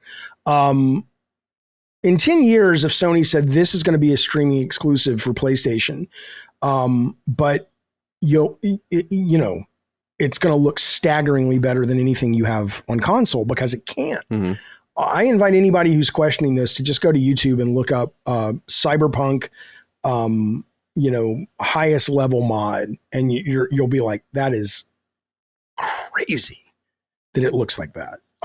So I'm in for the graphics can always get better, but I don't think the heavy lifting needs to be with roll your own engines anymore. I think that's ridiculous. It's interesting because with Days Gone, Sony did experiment by letting them use Unreal, and you think that would have allowed them to expand more, but in fact, the opposite happened, where Decima started to permeate second party games, like started to get out of first party, or now Kojima's using it, and Supermassive was using it, and so on and so forth. So yeah, we'll see. I do think you said something interesting where you're like, you don't think it's cost prohibitive. You don't think like a 5% rip would be something Sony would say, like, absolutely, like we need a 1.5% rip or something like that. I don't understand. What do you mean? To use Unreal Unreal takes a fee when you use their engine. And you would assume that they would be like, we want a much better rate than that. Right? And I'm sure they could get one, but I mean, Sony's the company that, they spend a lot of money to get these things looking great and playing great and being compelling. And I don't think they're going to be like, most companies don't balk at the Epic deal, and I'm sure they could get a better one. I think I'm sorry to interrupt you. I was just going to say, like, it seems like it's two sides of a coin, where, because you're describing this power differential and like the ability to kind of harness it more universally. But I really think the reason they care about Decima and these other things is because they don't want to pay. And that they can license them out if they can get something working. I don't know the financials, so you may be right. They're like, dude, that's a $2 billion add-on every year. Then okay, yeah, you're right. So I think, to me, I'm more pushing on the side of, I don't think Epic is cost prohibitive, but you're right. They may be losing a lot of money if they get rid of their own, but I don't know many people who use Decima. I mean, you mentioned Supermassive, which is doing, are they licensing it for that? No, they did. They used it with Until Dawn. That's just an example. And that was Decima 1. And then Decima, the newer versions were used for Death Stranding, and Death Stranding 2 is presumably being built on it as well. Yeah. I mean, they're beautiful games, but it is probably unnecessary. I mean, that was the whole point of ICE. Like I said earlier, was I think that Sony had this vision around when you were there. I think that the vision was, and you can speak to it, maybe, I don't know, is everyone uses it. I'm sorry. It was going to be this is the company's engine. Right, exactly. That like all the games would not speak to each other, but like exist on a similar framework where you could exchange personnel and like do all sorts of like really heady shit, and they just never got their hands on it. That's what I understood. But I mean, take Death Stranding. Their Death Stranding director's cut on PS5 is gorgeous. But I don't think if you would have made the exact same game on Unreal 5 on PS5, you would have seen a drastic difference in sales. I don't think most people can tell the difference. Yeah, yeah, true enough. Let's go to AI art, since we were talking about AI. And I think you were really describing this division in AI that, and you can help sharpen my argument and attack it a little bit if you want, because I'm having someone on to speak soon about AI and AI art specifically. So you were describing like the mathematical components of how AI could be useful, like the exact tuning of a person, like that can be reduced to numbers on a graph, like how people play. And you see things, and you were a developer, like I remember going in Insomniac and seeing heat maps of like where people would go in stages and stuff, and they would be able to design things by all of those things. It's all reduces to math in some way. Yeah, and you give that to a computer, and it does it in seconds. Right, and that to me, and this and again, maybe this is part of the weakness of it though, is that like the answer will always be the same because it's a mathematical outcome, and so giving it to a computer is kind of irrelevant. It's like creating a fact. We don't have number crunching people anymore. They know how to do math, but they use a bunch of tools. And that's because the input will always give you the output, always, right? Yeah, but you have to be able to calculate that in real time and then adjust the game on the fly. That's what's different. Like, yeah, I could get a calculator to show me most people, when they use the shotgun and Drawn to Death, they tend to be at this range. And so let's tune the 6 to 9 foot range is the sweet spot, and we'll tune the weaker and stronger around that number that's 6 to 9 feet. But what you can't do is say, I'm the director. I want everybody, here's my vision. I want everybody to feel this way when they play the game. And then you work with the AI to say, out of all the knobs we can twist, which ones should we twist that can in real time allow that feeling to be as broad amongst players as possible. And then once you know the knobs in the game software, when you're playing, the game you played yesterday might shift a little bit to the game you played today, just because, like I said, you're hungover today. And the game picks up after the first couple of minutes. Okay, he's a little, feeling this way. Let's adjust these 3 knobs because the director wants him to feel this way. And the way you felt yesterday will be the way you feel today, right? It's just, whereas now games have for the most part, seeming knowledge of the person who's actually playing them, really. They have the knowledge and telemetry, and then after the fact, they make tweaks based on the guesses of those numbers. But doing it in real time on a unique person-to-person basis, it's kind of like the video game equivalent, and hopefully better, when Amazon says, hey, we think you might like these products based on your behavior. It would be the video game saying, hey, Miyazaki wants you to feel this way when you play his games. And you can say AI is soulless and all this and the other, but if it's a tool that helps him get his vision to more people without any kind of, loss of fidelity, I don't know why we would complain about it. I think that's really cool. Now you can also turn it off and go, I want the hardest of the hardcore. That's cool. But I doubt the director, like when I made God of War, I wanted everybody to feel the same. I wasn't looking for some people to struggle and some people to breeze through it. I wanted everybody to have a fun, engaging adventure that most people could finish if they weren't just brain dead. But I didn't want it to feel easy, right? If I could guarantee that you felt that, and a pro gamer felt that, and my mom felt that, and the AI did that for me, what a wonderful world is what I would say. Do you think there's a delineation between that use of AI and AI art? Because to me, there is like such a clear. Do you think? Okay. Let me just tell me if you agree with this, right?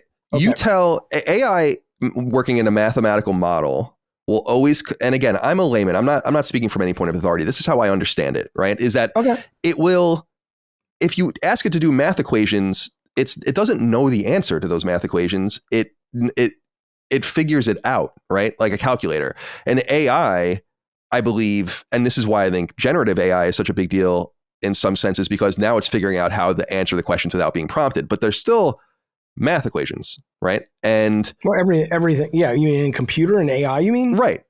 But I believe so. I know they're talking, I don't know much about quantum computing or this computer they're trying to build based on the way the human brain works. But yes, for the most part, my understanding is most computers are zeros and ones in math. Right, that's exactly, which is great. And they're awesome and they do what we ask them to do. But when you're asking AI to create visual, audio, and all of these things that are more humanity-based, artistic, that's a line way too far for me. And is going to be something that I'm going to be more vehement about fighting back against this the longer this goes on. Although I also understand that it's largely a losing battle. Dude, there are people and I'm sure you see them on Twitter, like these AI artists that get piled upon a lot, but they're like, look at my great AI art. And I figured out how to tell Midjourney to do this. And it's like, motherfucker, you're not an artist. Midjourney only knows it's not 1+1. It says, show me a blue sky. And a computer, now there's hex numbers and stuff like that to be able to identify shades of color. But generally speaking, it's like, look at a brown swatch and someone be like, that kind of looks a little orange to me. And someone else might walk up and be like, it's kind of like a little bit yellow and faded, but you have to input to the computer being like, this is brown. This is the color brown. This is what brown is. It's an observation. It's not a fact, you know? And to me, I look at that and it's like, so expand that out. And what you basically have are these AI engines training on real art and stealing it. And then when you ask it to produce a Renaissance painting, it only knows what a Renaissance painting is because it stole all of the real Renaissance paintings aesthetic and was told that this is what Renaissance art is. So now you make your own style of Renaissance art, but there's no way you could tell it what it was in a mathematical model because it's an observation. It's totally subjective. And so that level of theft is something so different than what you're describing, in my opinion. Well, yeah, but there's three things you're talking about. There's the theft part, which I don't think you're going to find many people that are okay with. Obviously, the legal definitions have yet to be handed down. I think things where, if I take, I don't know, I'm looking for something. If I take a picture of Spider-Man and or 20 years of Spider-Man comics by Todd McFarlane and J. Scott Campbell and all these guys. And when I see the output, it's clear, hey, that hand was drawn by Todd McFarlane. That's theft. And I think most people agree that that's bad. And that there should be licensing done. And AI will help with that too. It's like, hey, where did you get this content from? And if it goes over a certain threshold, you have to report it or whatever. But being trained on, now again, if the government comes down and says, hey, it's illegal, not the government, but the law, which I guess is the government, you know what I'm saying? If we decide it's illegal to train AI on existing copyrighted material, I don't agree with that, but that would be the law. But I mean, I think, I don't know if we talked about it before, but Billy Corgan, the Smashing Pumpkins guy, was on Bill Maher's podcast. And he was like, there's no difference other than speed, he said, between me having written some of my songs when I went back and listened to old records like from the 40s and 50s and said, you know what, I'm going to take that riff from this, Buddy Holly song, and then I'm going to take it and I want to twist this a little bit and put this, and suddenly I've got, 1979 or whatever his song is, and having a computer do it. It's the same process. The computer just does it faster. And, beyond that part, assuming it's not illegal, which is a different thing. Like I do think, if that's, I think most people agree with that part, but this idea of it being a soulless thing or whatever, I don't buy that because first off, I think it's a romanticized view of people, right? When you're saying the computer does math, but we are the human version of things. It's different. It's not different. We're, listen to, what is it? Sam Harris. Man, I totally disagree. Yeah, go ahead. But I mean, I agree that there's no free will for the most part, if not entirely. Yeah. So it's like Sam Harris. Yeah. We're a bunch of fucking chemicals, and depending on which way the chemicals blow, and there are, if you expand that out, there was a book I read, which was not great, but it had a couple of good chapters about, can science prove God? And one of them was, look, if you have an intelligence that's brilliant, like beyond our comprehension, to that intelligence, it would be no problem to create, a person or a group of people or a species and say, these are wind-up toys and this is how they work. And I can easily look at it and extrapolate what's going to happen.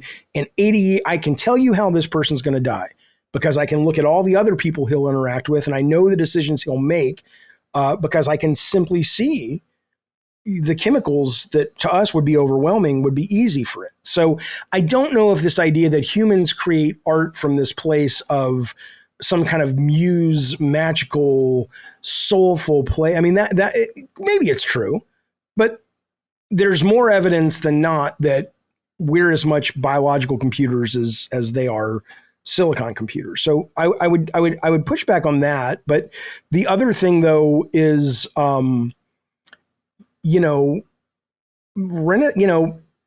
artists that train themselves, if we're talking, visual artists, they train themselves by tracing and copying and learning from other artists that have come before. Why should a computer be denied that ability if it's going to benefit people to go, hey, let me look at Todd McFarlane's work and figure out what it is and what that means to do with Todd McFarlane Spider-Man. And let me look at Steve Ditko and let me look at John Romita and go, oh, okay, great. Now, based on the user input, I want to make Spider-Man, but I want it in claymation and I want it to be whatever. It's like, okay, the AI goes, I think that's 10% of McFarlane, 10% of Rankin Bass doing the Christmas specials, whatever. I don't see a problem with that, assuming that we get the legal checks and the copyright taken care of. That's so interesting because I just disagree with so much of that in the sense that. But why? Because it's mechanized when a computer does it. It's not subjective. It's always mechanized. No, it's not. It's not. When I listen, dude, if I listen to, if you gave an AI and said, this is a Beatles song, right? Mm-hmm. And then you told me to listen to Penny Lane or whatever, mm-hmm. the computer is going to analyze it from a very analytical point of view. And I'm going to like tune in and say like, oh shit, I really like that bass line, and just listen to the bass line and be really inspired by that. Or just really, to me, this is almost confusing that people don't understand the difference between that, because it's totally, John Garvin makes the same argument actually when I've talked to him about it, basically being like, he'll say like, I put into Midjourney 5 prompts to help me write, like show me a fucking, I don't know, crazy monster in this situation. Mm-hmm. And I'm like, but you're kind of, that's giving your creativity to this computer to spit it back at you. And to me, that shouldn't be desirable. Like I can't understand the why of I AI think it's art. Because maybe you can apply it to something that, like, apply it to your podcast. I don't know what you guys and what Dustin uses. I just recently started using this thing on my stuff called, I think it's, I don't know how you pronounce it, Taja.ai, where you basically upload, you don't even upload, you give it a link to a video. It'll give you as many SEO recommendations, but it'll tell you the ones that it recommends based on, and then you can do clicks. I want a clickbaity one. I want a sensationalistic one. I want a sympathetic one, so you can turn the knobs and then let it go. And then it'll break your chapters up for you. And you might want to go in and tweak it, or there's something that'll take out the ums and the pauses and all that shit. An editor would argue, oh, no. When I have Colin, saying, and he wants me to take all those out, I have a certain cadence that, and okay, maybe that's usually bullshit that nobody cares about. But let's assume in the case of this editor, they're right. Well, just train the AI on it. And, and the idea that it's like, that's taking away from you, then don't use it. But for me, when I was working on a game pitch recently, and it was a narrative-based game, and I totally used ChatGPT. I didn't have it write it for me. I said, here's the thing I'm writing. I'm a little stuck here. Give me some ideas on, it was about a demonic possession. And I was like, if I remember correctly, it was like, give me some ideas on a way I could show your player was demonically possessed, but I want to do it through gameplay, and I don't want it to be overt. I want it to be a ramp up. So when we reveal you're possessed, you can look back and go, oh my God, I get that, why that happened, right?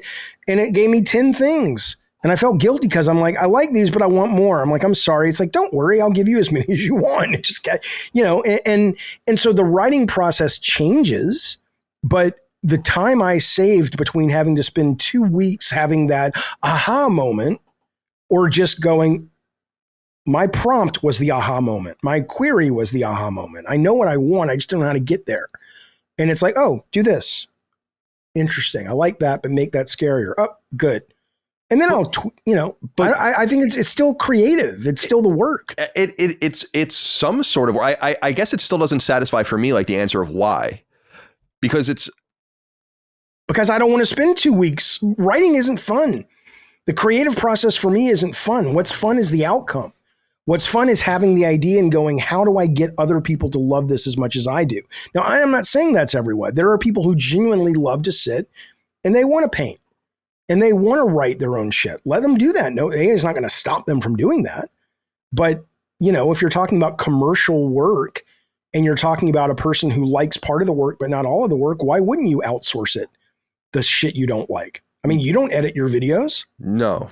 But right? But someone is, I guess the point is, right. But the point I guess, I don't know. I think we're almost talking past each other in a sense where I don't think we are. I think we're here. I hear you. But I think it's you just don't agree. And I don't agree with you. I don't think the process is as sacred and is as romanticized as you think it is. And I don't mean think like you're wrong, but I mean that you take it in as, and I take it in as something very, very different. But if I was like you and I really did believe the creative process was kind of sacred and it was, then I would go, oh yeah, I don't want anyone taking that away from me.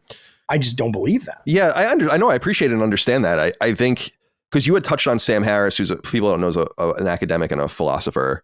And he talks a lot about free will and the lack of free will. And this to me is too reductive because of course, somewhere in our biology exists this inclination to do this or say this or whatever, but it's always kind of a dice roll. You don't always get the same outcomes. And to me, I think that it's not there's not a dice roll. Well, it is. Like if you perceive it as a dice roll, but if you could look at the chemicals in your brain, it would be able to tell you with 100% accuracy, he's going to do this. But if we wanted to live like that, then why don't we just go into test tubes and live in fucking San Junipero, We will. We should. That's where we're going. To me, I don't understand why.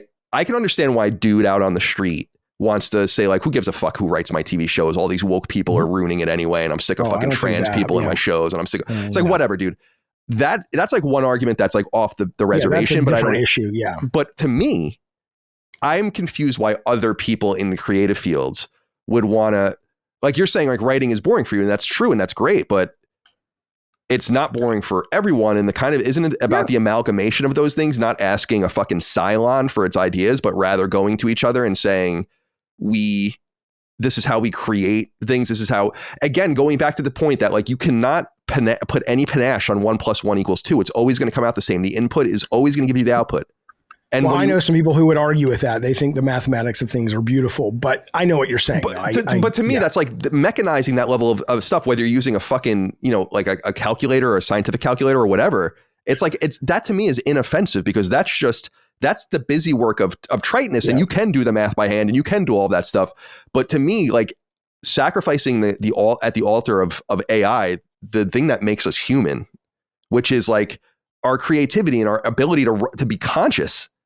Like and consciousness is totally subjective. It's not objective at all.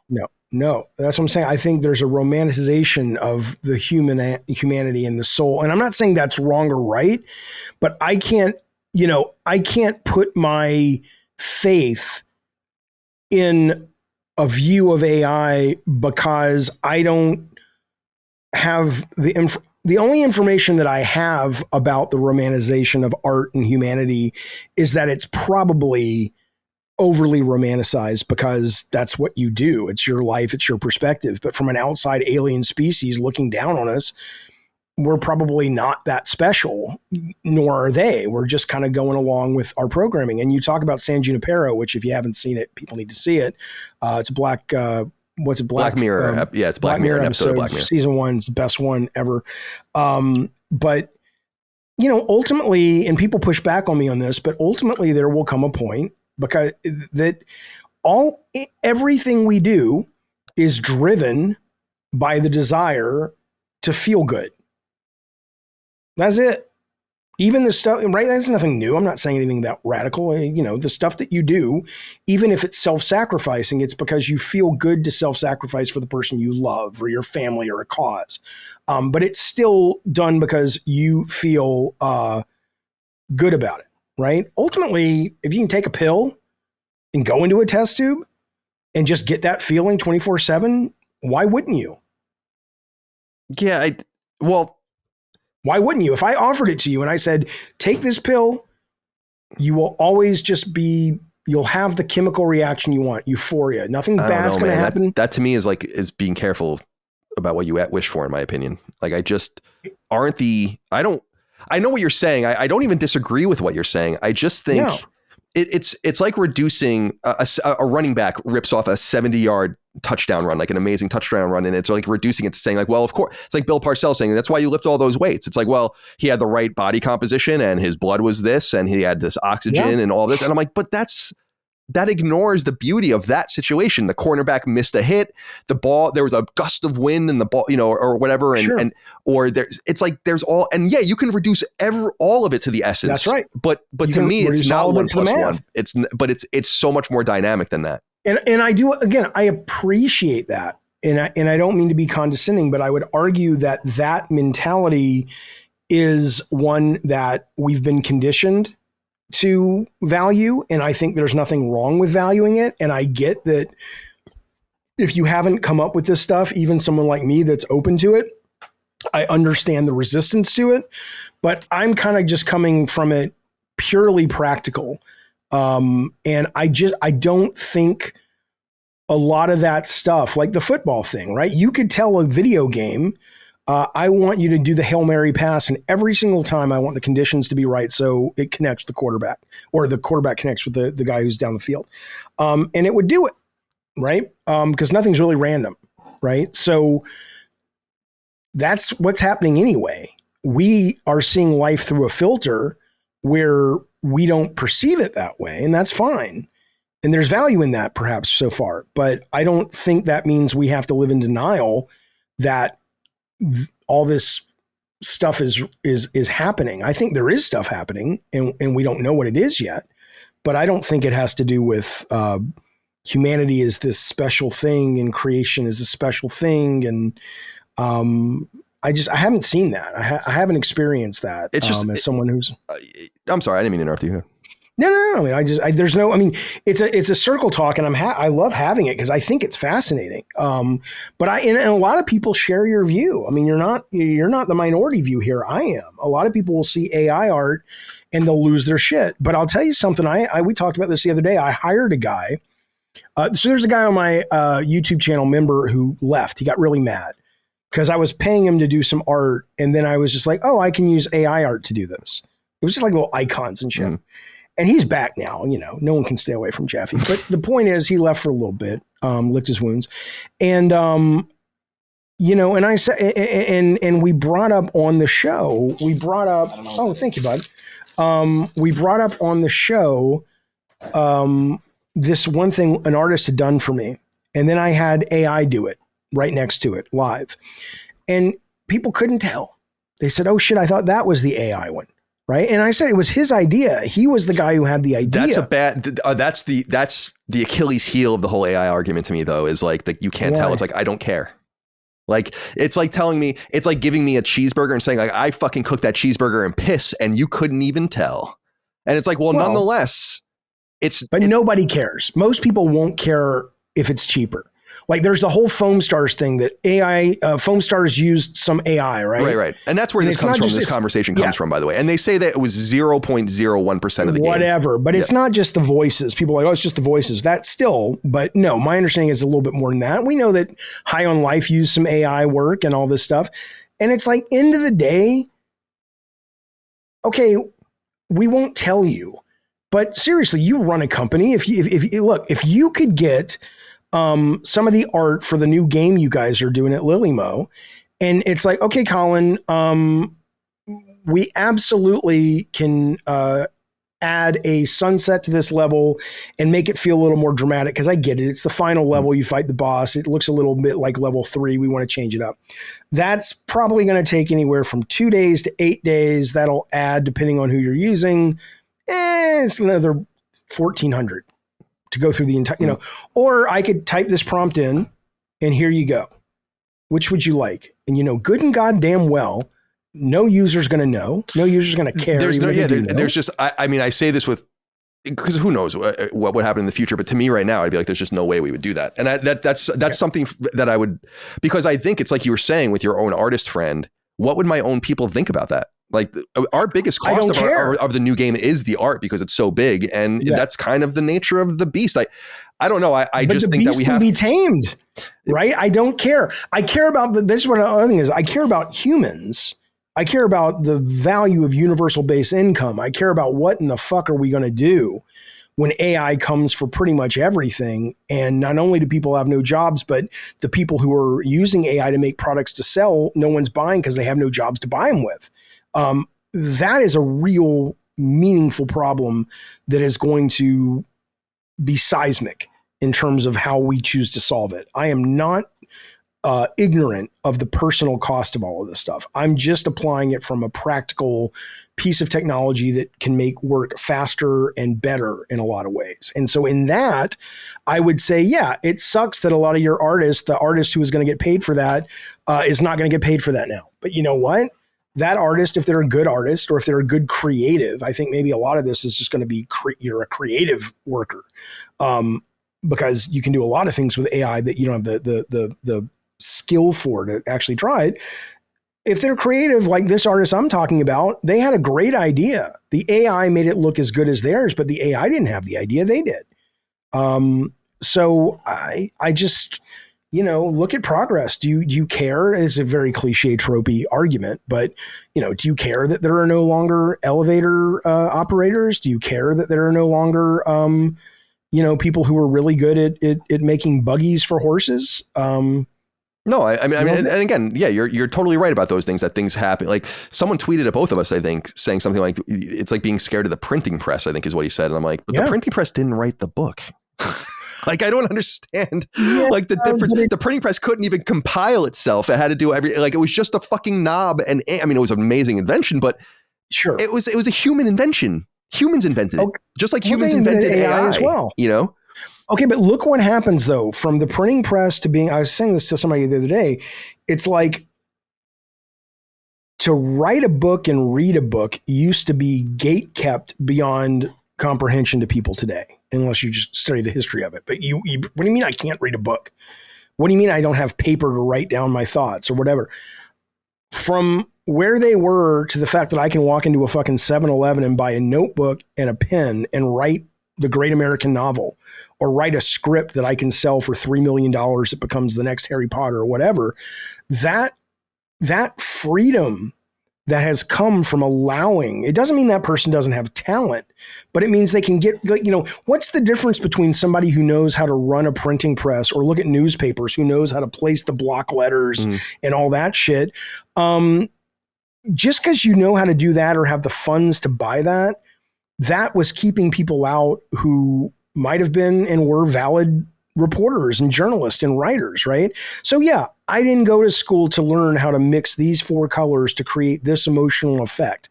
But that doesn't mean I don't have the ability with what I do have to communicate with the AI. I have this feeling. I have this thing I want to create that I want other people to feel this way. Help me with what you do. It's just like using Photoshop to me.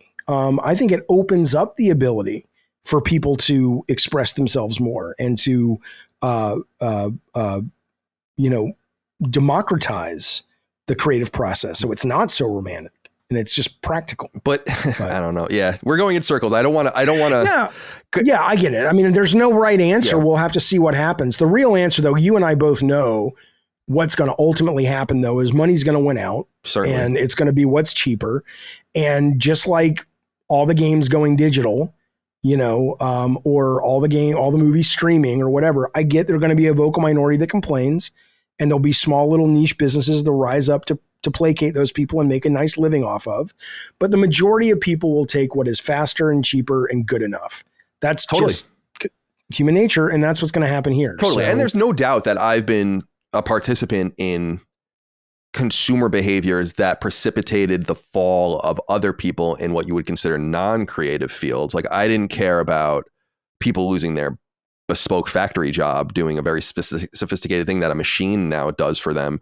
And I understand that, but I also, I don't know, you said, so the creative situation is not so mystified, right? And that the non-creative, like inherently people, but it's like, but they're being creative with creative people's stuff synthesized. It's not creativity. That's why I think the AI art guys, the AI art guys on social media, for instance, Jaffe, in my opinion, it's like gratuitous that they think they're going to get away with that. You know what I mean? I don't know what they're doing. I mean, the idea of a guy being like, here's a crude picture I drew, much better than any picture I can draw. I put it in the mid journey or whatever, and then I ask it to do all of this different stuff to it, and this is the outcome. And it's like, well, you didn't do that.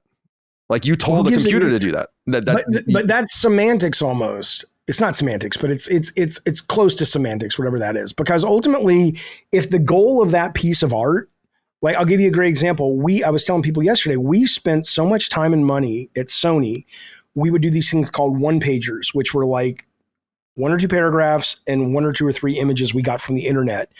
And every time there was an opening game, second party or first party, we would have big pitch meetings and everybody was invited to submit one-pagers, and we would spend days writing it and looking for the right images. And every now and then, if it was something really rare, we could get approval of a concept artist to do, and now it's like, I can go, I want a game that it's like Mario, but it's a bad fever dream and it's got this weird mechanic, whatever. I can get within minutes options to communicate that idea, right? And suddenly a green light may come from that, okay? So the guy who you're talking about on Midjourney who said, you're like, you didn't do this. It's like, well, that wasn't the point. If you're saying that guy wants to be lauded as some kind of great fine artist, then yeah, you would have a point. But if he's like, dude, I'm just making a comic book, I don't really care how I got there as long as it's legal. I'm telling a story. The people who are reading the comic or the graphic novel aren't going to enjoy it less because of this. But yeah, I mean, I get it. It's almost spiritual in some ways, the argument. It's hard to, it really is how much you believe in that this is a real experience we're having, or a lot of it gets romanticized. I think a lot of things get romanticized. But I could be wrong. When you have people, I don't know what we're talking about in Constellations this week, but some of the stuff that they've said coming out of those classified hearings on the UAP, the Congress people, it's just been, it's awesome. Interdimensional. What are you talking about? Yeah, it's like it's right? Totally wild. It's amazing. So who the fuck knows what's going on? No, I agree with you that the human experience is only a small fraction of reality. Whatever reality would be at the most base level, and that could even be up to definition itself. But that to me is part of the beauty of being human, that we even know that. Like my dogs, I love them to death, but they don't know fucking anything. They don't know anything, and there's something as far as I mean, right? That jellyfish UFO the other day that didn't appear to the naked eye. You had to see it at a certain level of light, or you had to see it at a certain wavelength, right? That thing that was on the base in Iraq. You know what I'm talking about? I saw the video. Yeah. Some people were saying, weren't some people saying it was like a smudge on the lens? Yeah, but you couldn't see it unless you looked at it through that. And maybe it was, although the Pentagon came out today and they were very upset. Usually with the Tic Tac, they approved it. This was like, people shouldn't be releasing this shit, right? So if it was a smudge, I don't think. Yeah, no, I agree. I haven't quite. We should talk about this on Constellation. That would be an interesting topic.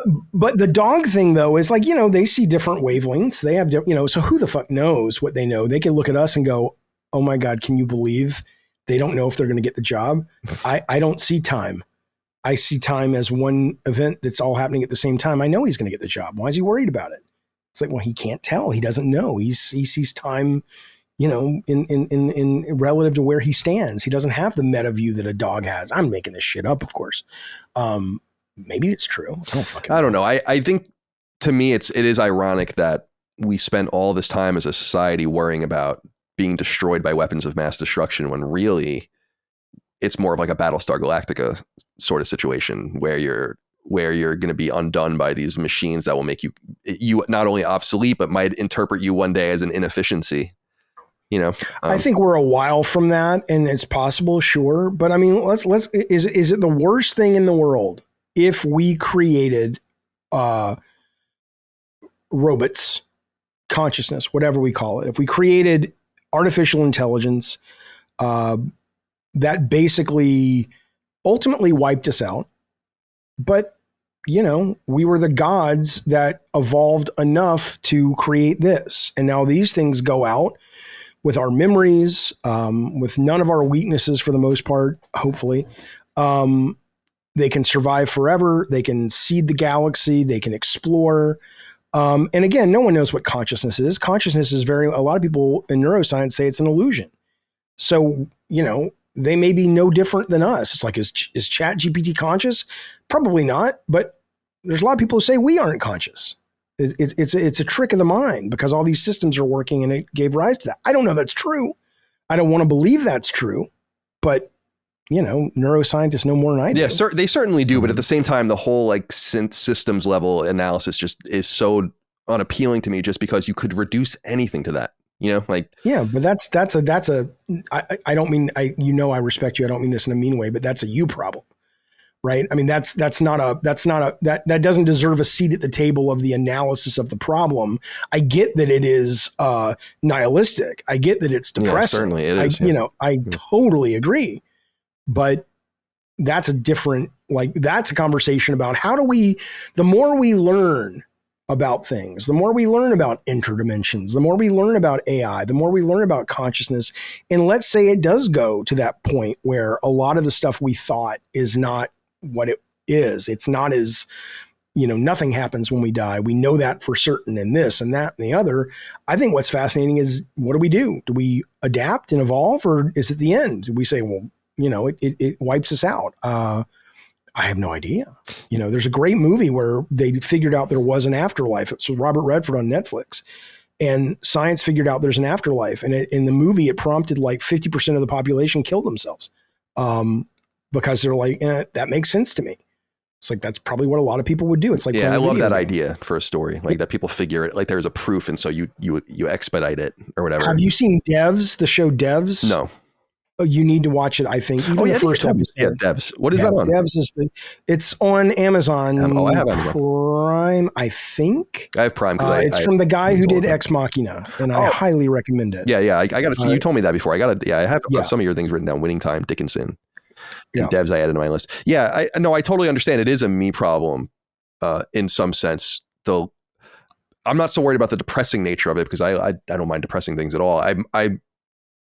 I just wonder what it means for us, and I wonder if you believe that there's civilization elsewhere in the the galaxy. Let's just say in the galaxy, like this must be the ultimate outcome if you last long enough, right? I mean, yeah. Unless being so technically advanced beyond us, they are able to discern there is a soul, or there is a thing called consciousness that is, that transcends the meat sack, and they're able to go, hey, what would be cool? Let's take that and put it in with AI, and let's merge it so it's evolved, super smart, but it's still Colin. Maybe that's where we end up, but I'm sure, what was it? It was the guy who runs ChatGPT, Sam Altman or something. Yeah. He was saying he doesn't think it'll happen this year, but he thinks very, very soon we're going to see major scientific medical advances because of how fast AI can work. You think of something even like SETI, which has barely looked at a drop, comparatively speaking, SETI has looked at what amounts to a drop in all the oceans on Earth. And you think about AI being able to just go, here are 25,000 spots within 50 light years that we should aim the James Webb Telescope at. Oh shit. Okay, cool. I mean, that's dope. I mean, that's totally a dope other side of the coin reality. I totally agree. Yeah. And that is explaining in some way and gets more into the one side of the coin. Like I was saying, the more mathematical, why, right? And this goes into what I want to talk to you about to close out. Which is, I want to talk to you about slowing game subscriptions just because this came out so we can shoot from the hip or whatever. But the Matt Piscatella, who blocked me on Twitter, but I he blocked me on Twitter too, and I don't even know why. I never talked to the guy. I mean, either he's probably a little crybaby, but that's fine. We use him for his data. It could be that could be a computer. He might as well be a computer. But the why gets into me. It's like too many games. There are too many games. So when I think about our ecosystem, I have a Video Game Chronicle pulled up, and they reported on 2023 on Steam, 14,000 games came to Steam, which is completely insane. And to me, the why is almost the anti-why. It's like, we don't need more games. We don't need games to be easier to make. We don't need games to be easier to bring to market. We need 75% of you to pack it the fuck up and get out, if anything, to make the market. I bring up this conversation all the time because it's just so memorable to me. I had with Adam Boyes at Kind of Funny, where I made the argument. I'm like, the PSN is getting so crazy that it's going to be hard to find games. Games are going to start to fail. And he was like, totally like, no, let everyone publish whatever they want. He was so dead wrong, in my opinion, over time, that it's like almost incredible how wrong he was. And I always remember that because I'm like, dude, it is fucked beyond belief. So when I think of AI, I'm like, dude, we don't need I'm not trying to be a gatekeeper, but we don't need to make it easier to make games. Anyone can make a game right fucking now, you know? No. So I think you're talking about different things, though. If you're talking about the market and what the market can withhold and sustain, I think that's different in terms of, do these companies maybe have too many games on their platforms that it is actually hurting the overall business? I think that's a valid thing to think about, but and maybe it's true, but it's the equivalent, though, of saying, you know, as much as I don't like her personal politics, J.K. Rowling should not have been able to go to a cafe in her 20s and write Harry Potter on, you know, some notebook paper, right? Because we need to make it harder. It's like, yeah, you may not want to see all of this shit. Like, there's a great website, I forget the name of it, but it updates every 10 minutes of what just launched on Steam. And in the course of a day, it's just like, holy shit. Oh, is it steamdb.com? No. Oh. It's I'll find it and I'll send you a link on DM, but it's really interesting.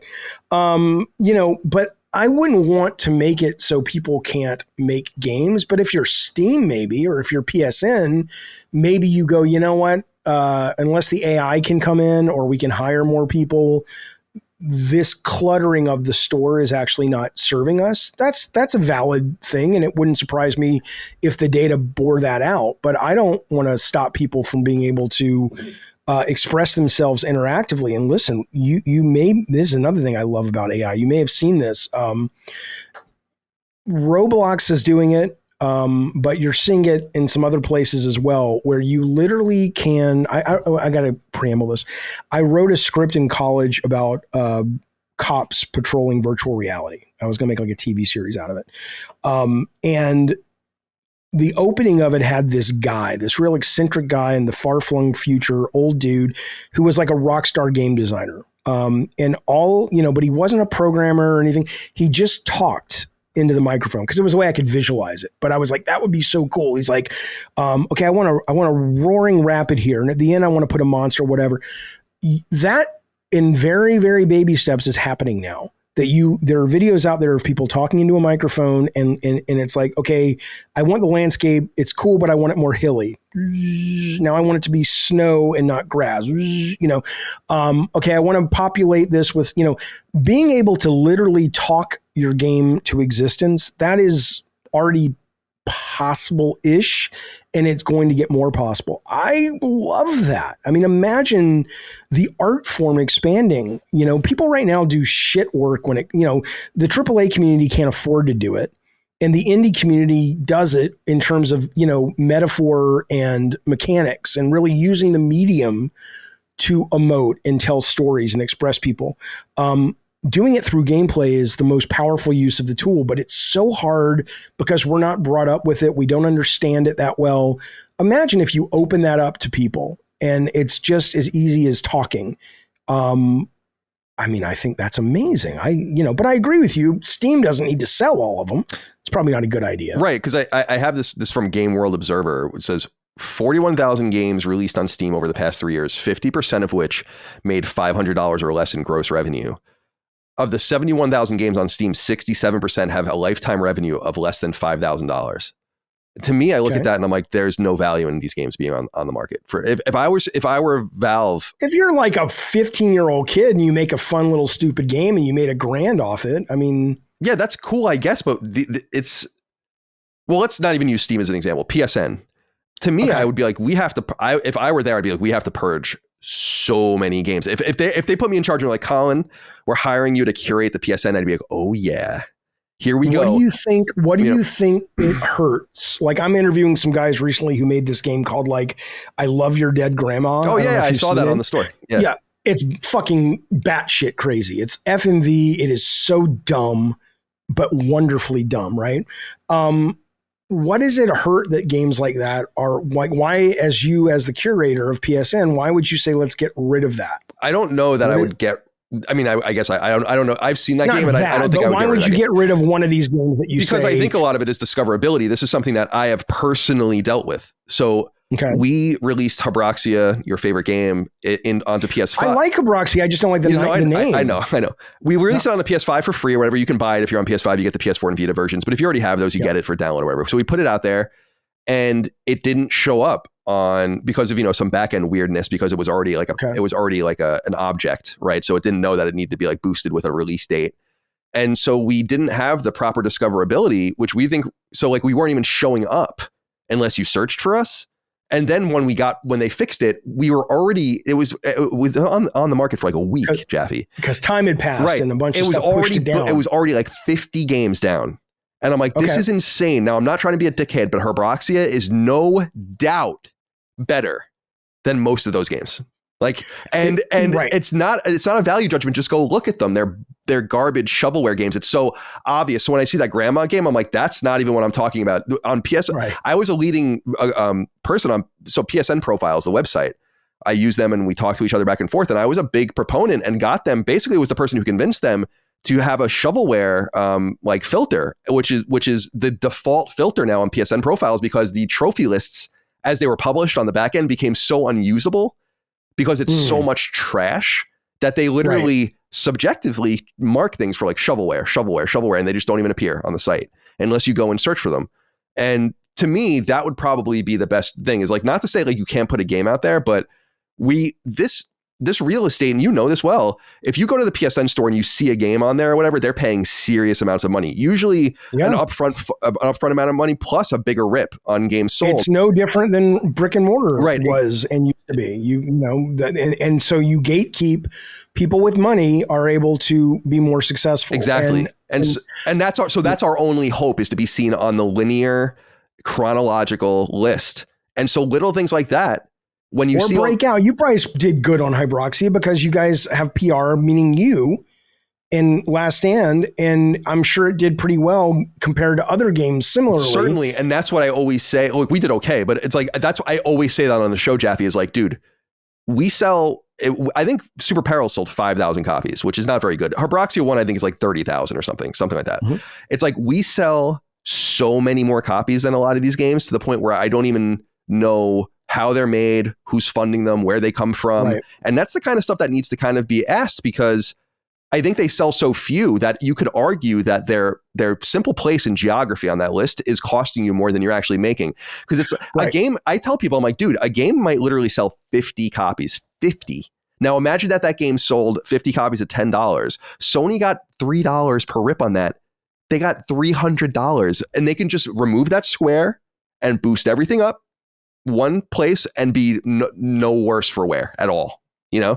I mean, I think that's a different argument. Yeah. I think if the business proves out that it's not viable to keep that much content, then that's their right as a private service online to say, we want this, we don't want that. I think that's great, but I think that's different than saying there's too many games and games should be harder to make. I mean, I don't agree with that, but I do worry about the day where, it's really hard to get your game out there unless you have a lot of money, because then you get right back into the problem we were talking about with AAA at the beginning of this podcast, which is, it gets gatekept then. Mm-hmm. It's like, don't take chances, don't do anything interesting, because we only have 3 slots on PSN this year. We're under contract to have front page PSN, and we can, that's how it is. A lot of times they'll go to the buyers back in the day at like Target and Walmart. That's what E3 was. They showed up in June to see what they wanted to order and what they wanted to give end caps to and shelf space to and all this shit. I think that still matters at the level you're talking, but I wouldn't want people to not be able to express themselves through the medium and have a place to, like, itch.io would break my heart if that went away. Itch.io is one of the most interesting creative sites on the internet when it comes to games. And most of them don't make money. Mm-hmm. Some of them do, but they're interesting, they're just, someone's like, I have an idea for a game. And a lot of them are shit. And every now and then you find a gem, and most of them are kind of cool and interesting. I don't think I want to, it is 2 different things. It's like, I think anyone should be able to make a game and fuck around. I think the people that are on PSN enough to go and look through the things know the games I'm talking about, which are horrendous. I do. And that there should be someone there being like, no, Like we're not publishing this. Yeah, I mean, like the Nintendo seal. If that's what you want to kind of say that everything on PSN is going to live up to this standard, sure, or that's valid. Not just like a standard of like some standard of accessibility, like of acceptability rather, where it's like, yeah, we this might not be our cup of tea. This might not be the best thing in the world, but at least it's like some of these games are absurd, literally. Like and it sucks to know that we missed out on real estate. Like I was saying earlier, the only real estate we could conceivably have, because if we wanted to get even one of those little squares, like that's the whole budget of our game, basically, is to get for like a few days or something. It's right. And that's totally fine. I don't mind that, but we need to be able to be found somewhere. And so, yeah, I talk about it from that perspective, I think, and I'm a little bit more passionate about it from that perspective, just in the sense that we have no hope if not for those spaces, right? Yeah, but I mean, no, that's not in your case. No, well, no, but I don't want it to be all about. I want to find organic audiences for our games. I know that that's not always possible, but we don't make games for Last Stand fans, so it's shitty to lean on them and be like, by the way, can you give us more money? It's like, no, we want to. I know, but I mean, I think of Red Candle games that only sell Devotion, their horror game, on their site now, because no other site, including the consoles, would carry it because China had an issue with it. But it's one of the best horror games I've played. It's very creepy. It's very short. It doesn't cost that much money, but it's one of my favorite top 3 horror games of all time. And they didn't have a podcast. I mean, they got the news though. The news probably helped them with that. But I mean, isn't that everything?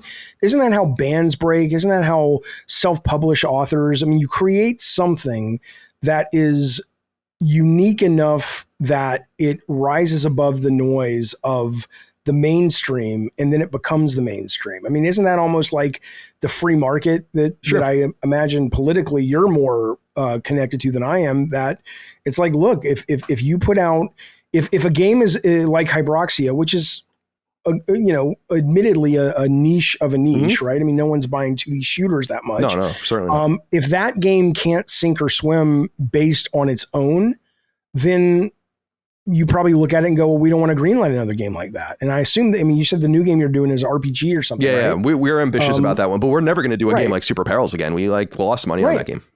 Like, I mean, you could do it, but you'd have to do it and say, okay, what's our take that could break through the noise, like Pizza Tower or something. Right.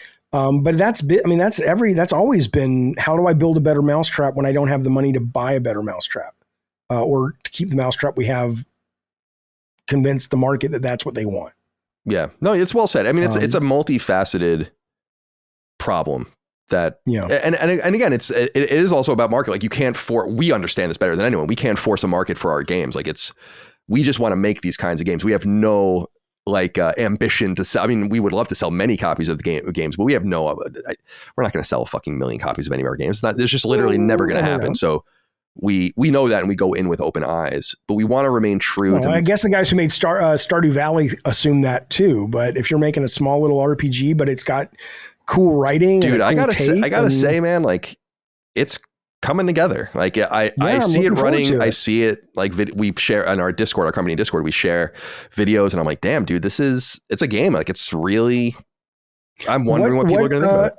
What engine are you? Is it it's Game Unity Maker? Or? Oh, right. Oh, yeah. That's fantastic. Yeah. So we're really happy with it. And again, we're trying to make a traditional game, not inspired by what you would find back then, but what you think you would have found back then. Mm-hmm. So yeah.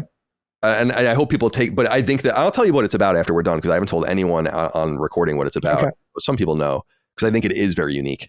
Cool and different, and I think it'll even be a little controversial about what it's about too. So excellent! I'm excited about that. But is it as good as the Alex Jones shooter they just put out?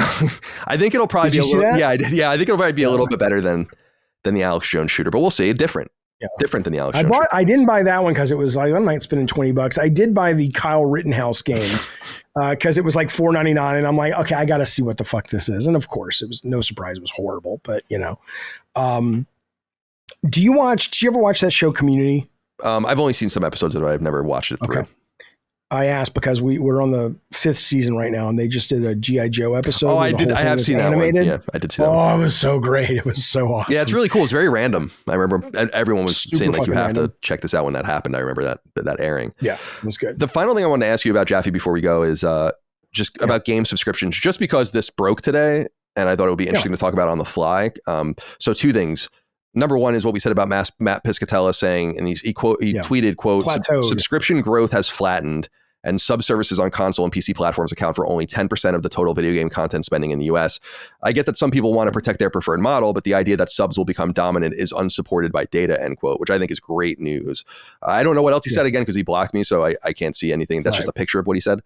But then I thought it was interesting too.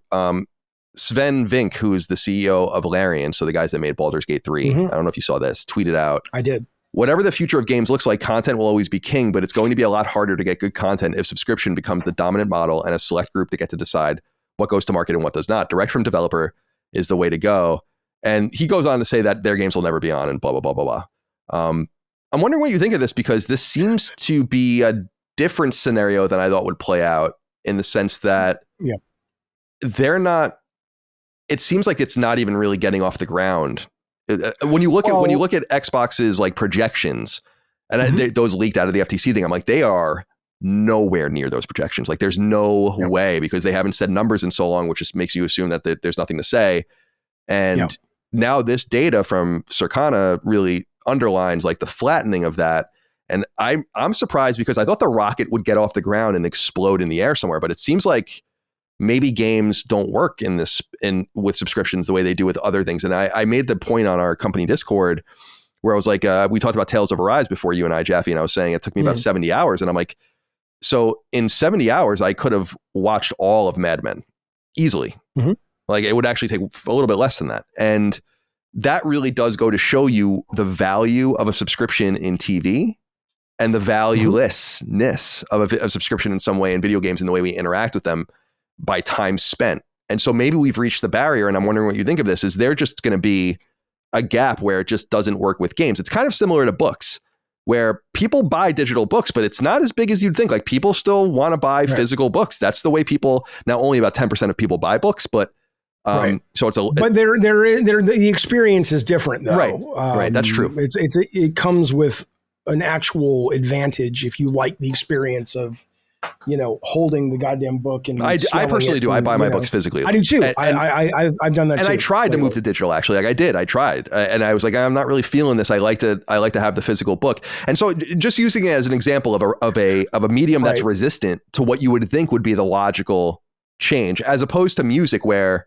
Spotify is so sensical, right? Netflix, although I think there's too many of these things now, that makes a lot of sense, the way you consume TV and movies, but games are different, and maybe that the market's speaking about that. Okay, so 2 things on this. One is the Matt thing, the 10% thing.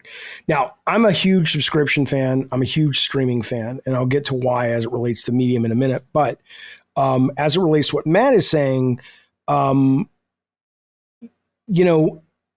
I'm not one of these just wait guys, but I do think it's fair to say that neither Sony or PlayStation or Xbox, certainly Xbox, who's been more bullish on this, they have yet to, it's kind of like their Netflix, but they haven't brought out House of Cards or Orange is the New Black or any of the things that would compel you to subscribe in the first place.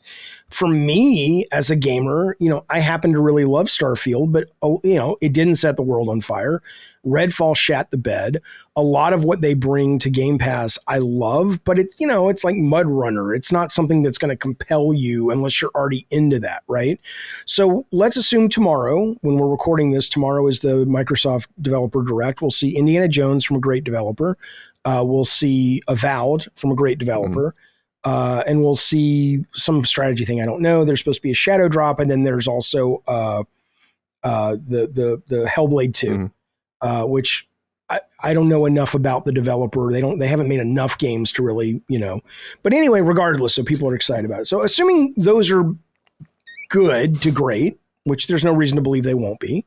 And assuming we get Call of Duty on Game Pass, but until those things, until we see those games and they're good, And that's why I've been very annoyed at Microsoft since the beginning of this generation. They've been terrible at their output. They're getting better, but even the stuff they put out last year, I don't think it's enough to move the needle in terms of, I want to subscribe to play that. If it turns out that the games they show tomorrow are good, if it turns out Call of Duty comes to the thing and there's a couple other things, blah, blah, blah, and it still is at about 10 to 20%, then I would agree with you that games as we know them today, for the most part, Microsoft's plan won't work. And again, I love Game Pass, but I've said to people when they're like, it's not sustainable or this, I'm like, great. I've enjoyed it for as long as it lasts. And if it goes away tomorrow, I will have had a good time with it.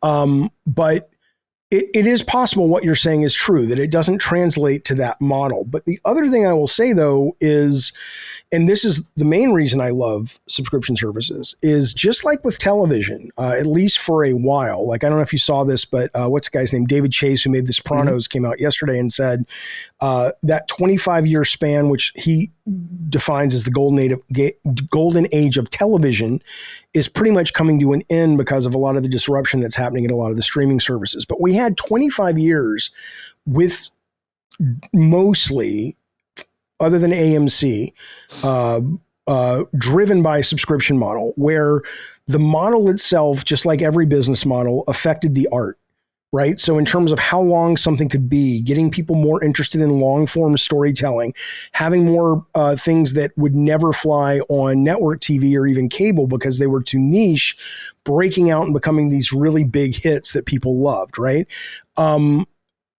If subscription models are going to work with games, I do think the value of them is they will shift the design. I don't think most games need to be 70 hours when you're talking about Tales of Arise. I mean, I'm not saying there can't be some that are, but most games wear out their welcome probably in 4 to 6 hours. Like, I'm playing Spider-Man 2 right now. I'm at the point where I'm like, I get it, right? It's now just kind of rinse and repeat and let's twist it here, twist it there. But it's like, I get it. I know what it is. And maybe if you want to be a real completionist, you can put in some, find all this shit. But is the only reason games are as long as they are is because the business model that birthed them. So $70 needs to be a certain amount. But if you're paying 15 to 20 bucks a month, and you download a game and you finish it in an afternoon, but it was great, that becomes normalized. And I think that's better. That's what I never understand about gamers when they push back on this. I'm like, I get that you want value for $70. I understand. But don't you hate it when a movie goes longer than it needs to, or a game or a book? It's like, I get it. Let's move on. But gamers have seemed much more comfortable with the padding. And I, as a one-time designer, I find the padding offensive. I don't mean like I'm offended, like, oh, my stars and garters, but I mean like it makes the game worse because the designers don't want to put that shit in there. You think the developers at Naughty Dog, when they made Uncharted 4, really wanted as many fucking gunfights that they got?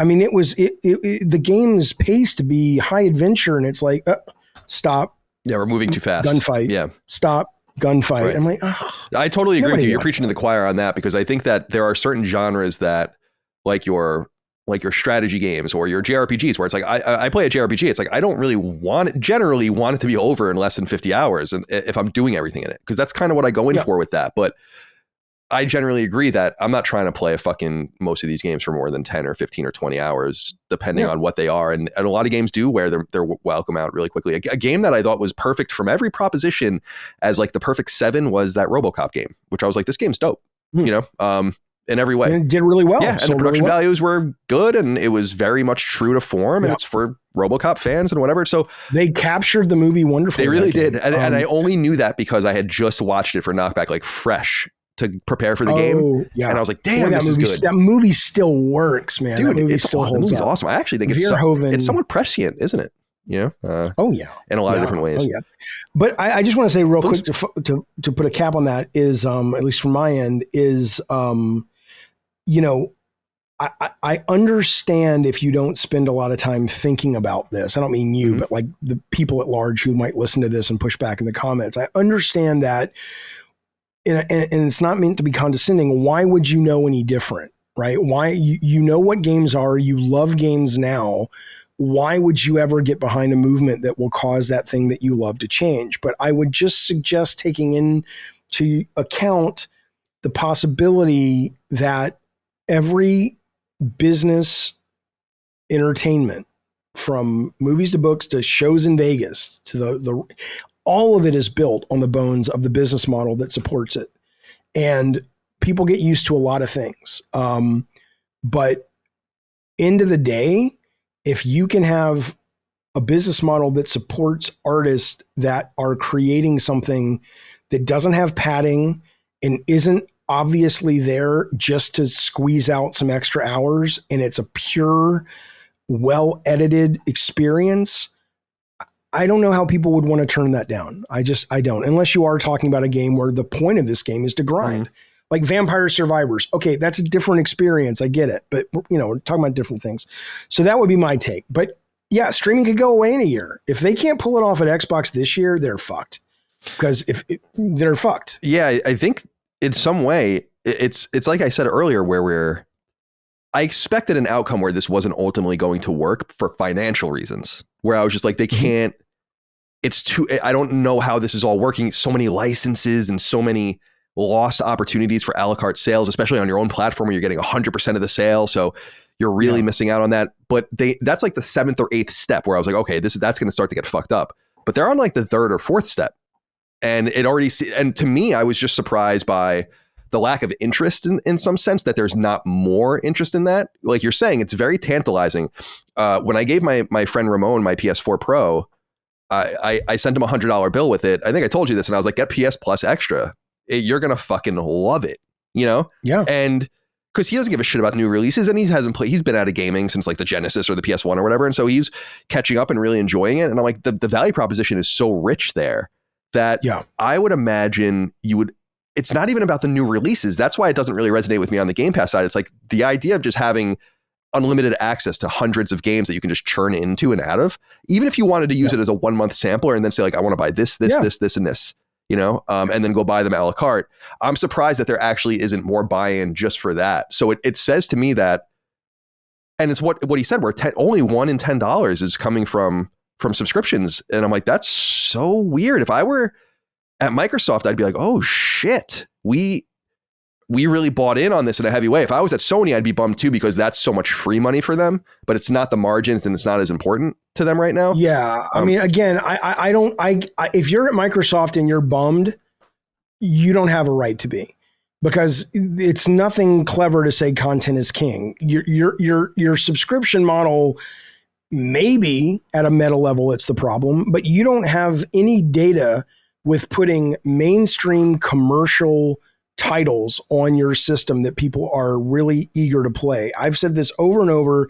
I don't know why they don't advertise Game Pass better. And more importantly, if they're not out there this Christmas, back when I was a kid, they had an Atari and Intellivision. And it was like, I think somebody came in and said, I want an Atari or Intellivision. And the salesman in the commercial just kept stacking all the games you could get for Atari. And it was just like, only a moron would choose Intellivision. Look what you get. If they don't do a similar commercial where you can get all these games on PlayStation or Xbox, but on Xbox, it'll cost you $15, you get them all. Or if you want them on PlayStation, not a problem. Give us $500, because that's how much all that software for this month is going to cost you. I'm not saying that your point of like, yeah, but you're not going to play $500 worth of software in 1 month. That's a viable concern. We'll have to see how it plans out, but they haven't done the heavy lifting of making their thing compelling to begin with. Yeah, that's an interesting argument. For people like me, I'm a game designer and I love all kinds of games, but your average consumer, that's why I think Call of Duty is super important and Avowed and Starfield should have been, and I loved it, but I get it. A lot of people were not a fan. I don't know how it performed for them, but I enjoyed it, but it didn't drive subscriptions long term. What's interesting about this though is that Ubisoft just unveiled Premium. I think they're calling it Ubisoft Plus Premium, and they raised the price by $1. But it is actually the first month where I'm going to subscribe, or I've subscribed once to play Immortals, but now I get Prince Persia, the new Prince Persia. I get to play Mirage, which I haven't played yet, that I hear is really good. I loved the Crew Motorfest. I get to play Avatar, which I know looks beautiful. I'll probably play for 3 hours and never come back to it. I bought it, played it for 20 minutes, and I was like, nah. And I'll be interested to hear what you think of it. Yeah, and there's like 2 more, and I'm like, okay, that is going to be interesting because they have what Xbox has never had, which is a bunch of mainstream titles that I think is a compelling reason to subscribe for a month. But next month, like at least Xbox is positioned in a way that they can, next month we have this. Next month we have this. Ubisoft Plus is like, it's great for a month or 2, but who the fuck is going to keep subscribing to that thing when you guys only put out 4 games a year? Yeah, it's interesting because that game day and date stuff. That's new to it, right? That the redesign is like the day and date stuff. Or do they always do that? I think the premium editions are. Okay. So like if you subscribe to it before Prince of Persia comes out, you get the premium edition, which unlocks the game 3 days early. Got it. So that's how people are playing it. Okay, because I was wondering how people are playing it. So many people are playing it. Because that game wasn't pre-order it. And that game wasn't on my radar like at all. And it looks great. It looks great. So I'm definitely gonna check that out. The demo's out. You play the demo. No, right? I don't. I haven't downloaded a demo in forever. I'm just gonna buy it and play it. Okay. I want to. Phenomenal. Yeah, it looks great. I love Metroidvanias. I'm not crazy about 2.5D, but I don't think it'll annoy me. It's also an interesting setting, a franchise I'm not very familiar with. So it'd be a good way to... Well, the narrative stuff is not very good. Like if you're coming to it for that, the models don't look great in the storytelling. It's just, it's like a PS3 plus looking storytelling thing. But once the gameplay starts, you don't care. Yeah. The gameplay's wonderful. And they included that whole memory thing where you can put cards down in the Metroid map. Right. I was seeing that. And that is awesome. Brilliant. That is awesome. It's so interesting. Like a design revolution like that will be copied for a long time now in similar games. And I play so many Metroidvanias. So I'm not even similar games. I was playing Tears of the Kingdom and I'm like, God, I have a journal beside me and somebody's like, oh, I just take screenshots and then I just look at my thing in my Switch, photo album. But I'm like, you don't have to do it in a Metroid. You can do it like in the next Zelda. Right. It's like put a marker on the map and put a picture and go, oh, right. That's that puzzle I need. It's awesome. Yeah, it's a great idea. Shout out to, I'm surprised by the way people are talking about this game. So I'm definitely looking forward to checking it out. But yeah, generally speaking, I haven't really heard that argument put so well, which was not one I really had considered, which they're just not doing the data is inconclusive because they're not doing it right. Yeah. And that's why this year it doesn't mean the data will be conclusive this year regardless, because if they shit the bed and these games are crap, then you guys don't have the executive management to actually pull off your vision. So sorry, it's not going to work. It may work one day, but not with you guys. Or you guys do put out some great games and it still doesn't work, or it does. But there's no denying that unless all these games get delayed, they have a year full of commercial titles that should be good enough to get people who are interested in this model to pony up some ducats. We'll see what happens. Yeah, but I think you're right. Excited. It's interesting too. And tomorrow is going to be great. You're going to watch tomorrow? We're going to be recording during the thing, unfortunately. But I think the Dukes wait to go. And then we're going to record Sacred Symbols Cross-Defining Duke next week. So the week this goes live, I guess. So we'll have that coming up soon to talk all about the showcase. So I'll have to watch it VOD.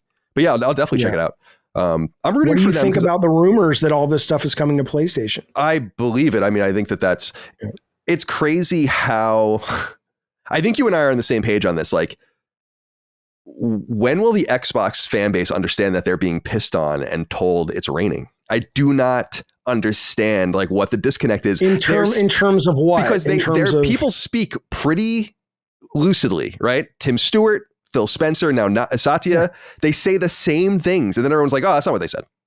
That's not what they mean. Meaning about getting their games everywhere. Right, exactly. So when you hear, when you see that, and then you hear rumors of a Sea of Thieves, I said this on Sacred last week, Jaffe, where I'm like, Sea of Thieves is 6 years old. I mean, it probably is time to send it off on its way to other platforms.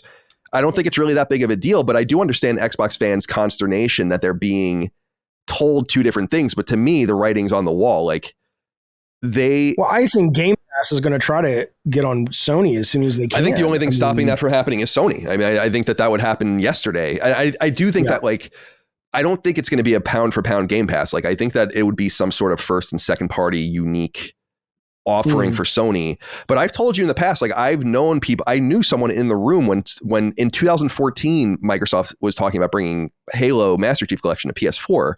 Right. And I've long said that, and we had it at Nintendo. People can go look at the videos. Actually, like we had a fucking build of Halo on DS that they were building and making. They've always had an open mind towards getting on other platforms. And Satya has said openly that the only reason they play the exclusivity game is because Sony does. So they don't want to play there. And I think that if Game Pass, you can only read into what they're not telling you. If you're happy with your numbers as a major corporation, you say them, especially as the biggest corporation in human history, which they now are, right? The fact that they haven't said Game Pass numbers since January of 2022 indicates, or I think it might even be November of 2021, something like that, where it's like they have nothing good to say. Now, if those numbers are flat, then, and they're looking at the situation and they're like, now we have this fucking Call of Duty situation. We ingested all of this Call of Duty stuff. Activision was only running like a $2 billion or something, like some pretty lean profit on an annual basis. So they're not running on major margins compared to what they're spending. And I think they look at it and they're like, shit, we have to sell games. Like the subscription model is not subsuming the land around it the way that they thought it was. Like I think they made this play, and that's what I was saying earlier. It's like, I really thought this play would go further and better before it went like upside down. But it seems like it's kind of maybe in that space now. And I'm wondering, and I wonder what you think of this, Jaffe. I haven't presented this to you. Is it that PlayStation is kind of in like an Apple situation wherein it doesn't really matter what an Android phone can do? It doesn't really matter what your Google Suite can do. Like people are just like, no, I'll just buy my iPhone. Just waiting for my iPhone. Just want my iPhone. And PlayStation might be in that situation where it kind of doesn't, Xbox might be in the frustrating situation where it doesn't matter how good Avowed is, doesn't matter how good Hellblade is. It's not going to move the needle very much for them. And they might be in that situation where Sony has become so powerful in the console games market that it just simply doesn't matter. And that's probably the most frustrating thing of all. And I think that's the only thing that's benefiting Sony, because Sony's in a vulnerable situation if only they had better Sony, competition, but they don't. No, I'm with you on that. Yeah. I don't know. I mean, look, I think, first off, I think Android outsells Apple though, right? Not in terms of economic, because they're more expensive. That's true. But more people go to Android, but not me. I love my iPhone, but I'm saying, I'm sure there's a part of that where it's like, you just buy the brand, and Sony has historically been a really reputable, great brand. Even in the PS3 days, there were great games on it. But I do agree with your assessment that I don't think they're in trouble, but if they don't have somebody guiding the ship right now and a little bit in the past and into the future that really has a way to pivot and still be Sony and still be PlayStation, but not have to spend all this fucking money, I think they will be in trouble, because you can't, how do you keep going if your business is built on products that become more and more and more expensive every generation and you're not growing the audience? It's not possible. I loved that leak where Insomniac was like, let's make 3 games instead of 1. Right, exactly. And they realized what was interesting was that their ROI was, they learned that what was interesting going through the documents is they realized we shouldn't do that, because we have to spend. We shouldn't do what? We shouldn't split the games up, because well, if you look at the numbers, and it's like we make much more money gross at a smaller profit, having to risk much more than if we just released it once. If we make more than one. Well, yeah, game. if like we release it 3 times, it's not like a zero sum operation. Like, oh wait, I want to make sure we're talking about the same thing. I'm talking about the thing where they said, instead of spending $300 million in one game. I was misunderstanding you. I thought you were talking about when they were saying we want to split Spider-Man 3 into like I was talking about 3 total different games. I'm sorry, I misunderstood you. They're different though, but I mean, I get that one. I totally get what you're saying. But when they said we want to do less expensive games and make more of them, and they won't take as long to come out. But yeah, I mean, I do wonder very much about who's got that vision right now and what are their plans. I think there are still people there that are incredibly creative people, but I don't know, man. I wonder how much of the when you're telling Naughty Dog you can't make the game you want to make. You can't ship factions. You know, I don't know. I haven't talked to Corey in a long time, but I wonder, here's this guy who's come off this massive hit for Sony. I wonder if he's struggling to get his green light, or if it's like, no, go make what you want. But you're talking $300 million, right? I mean, what kind of art did they might start to kind of go like the guys at Rocksteady and go, okay, fuck this shit. I came here to be creative, and I got to be creative for a long time, but this new regime, like I remember when I left Sony and I was thinking of coming back, and I talked to the marketing guys. I said, dude, it's not the same Sony you're coming back to. It's very different. And this was over 10 years ago. So I can't imagine how much it's changed now when it comes to sort of how many people have to approve something.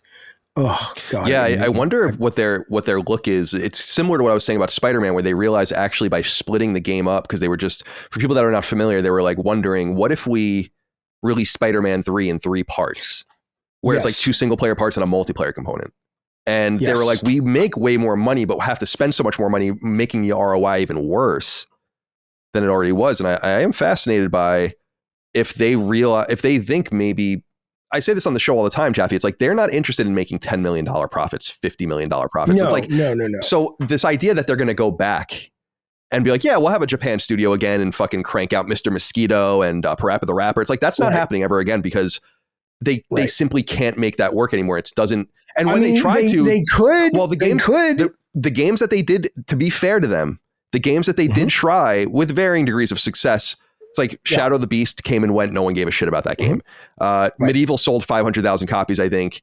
Concrete Genie sold maybe 1 million copies, and that studio got shut down. That's why I believe in subscription services, right? No, it does play into that. I've never played Concrete Genie. It's fine, but but it's one of those games. It's like, it's the game of this month or this week on PlayStation Plus Premium. Sure, I'll try it. Oh shit, this is my new favorite game. That's the problem with current big budget AAA games, is that you can't do the Mr. Mosquitoes. You could totally do a Mr. Mosquito as one of the 3 games that's exclusive to PS Plus in the month of March. It's like, oh fuck, this thing's fucking crazy. It's like, yeah. And it's like multiplayer Mr. Mosquito, and you're all trying to see whoever gets the most bites on the girl in the bathtub.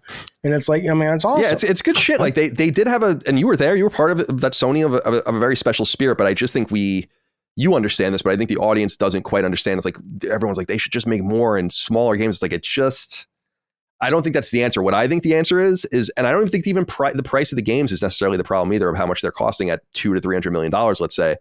I think that the major issue is that Sony doesn't cash in on the respect that their various studios earn in other products and segue that to new products. And I think it's hard for them to know where to roll those dice, though, because you do something like Twisted Metal. It's got its fans, but there's so many people out there who are like, dude, all you got to do is make another Tomba. It'll be huge. It's like, that's your nostalgia talking. No, but that's not true. So Jaffe, you have seen the various cuts throughout the show, because Jaffe is dealing with some, like, it's nothing serious, but his kids need things, and his ex-wife and all that kind of stuff. So we're just going to go. So it's over now. We appreciate you guys. Hope you enjoyed our conversation. It was incredibly chaotic. We'll see you next time for more. Until then, goodbye. Sacred Symbols, a PlayStation podcast, is a product and trademark of Last Stand Media and Colin's Last Stand LLC, and is proudly recorded in the USA. The show is conceived by, is written by, and is directed by me, Colin Moriarty. My co-hosts are Chris Raygun Maldonado and Dustin Furman. The show is produced by executive producer Dustin Furman. It's edited by associate producer Ben Smith. All of Last Stand's theme music is by my best friend, Ramon Narvaez. As you know, all of Last Stand's shows, including Sacred Symbols, are fan-funded on Patreon at patreon.com/laststandmedia. The following names are at the producer level on Patreon, our highest tier, and we're grateful for your thoughtful and kind contributions to our independent endeavor. Thank you.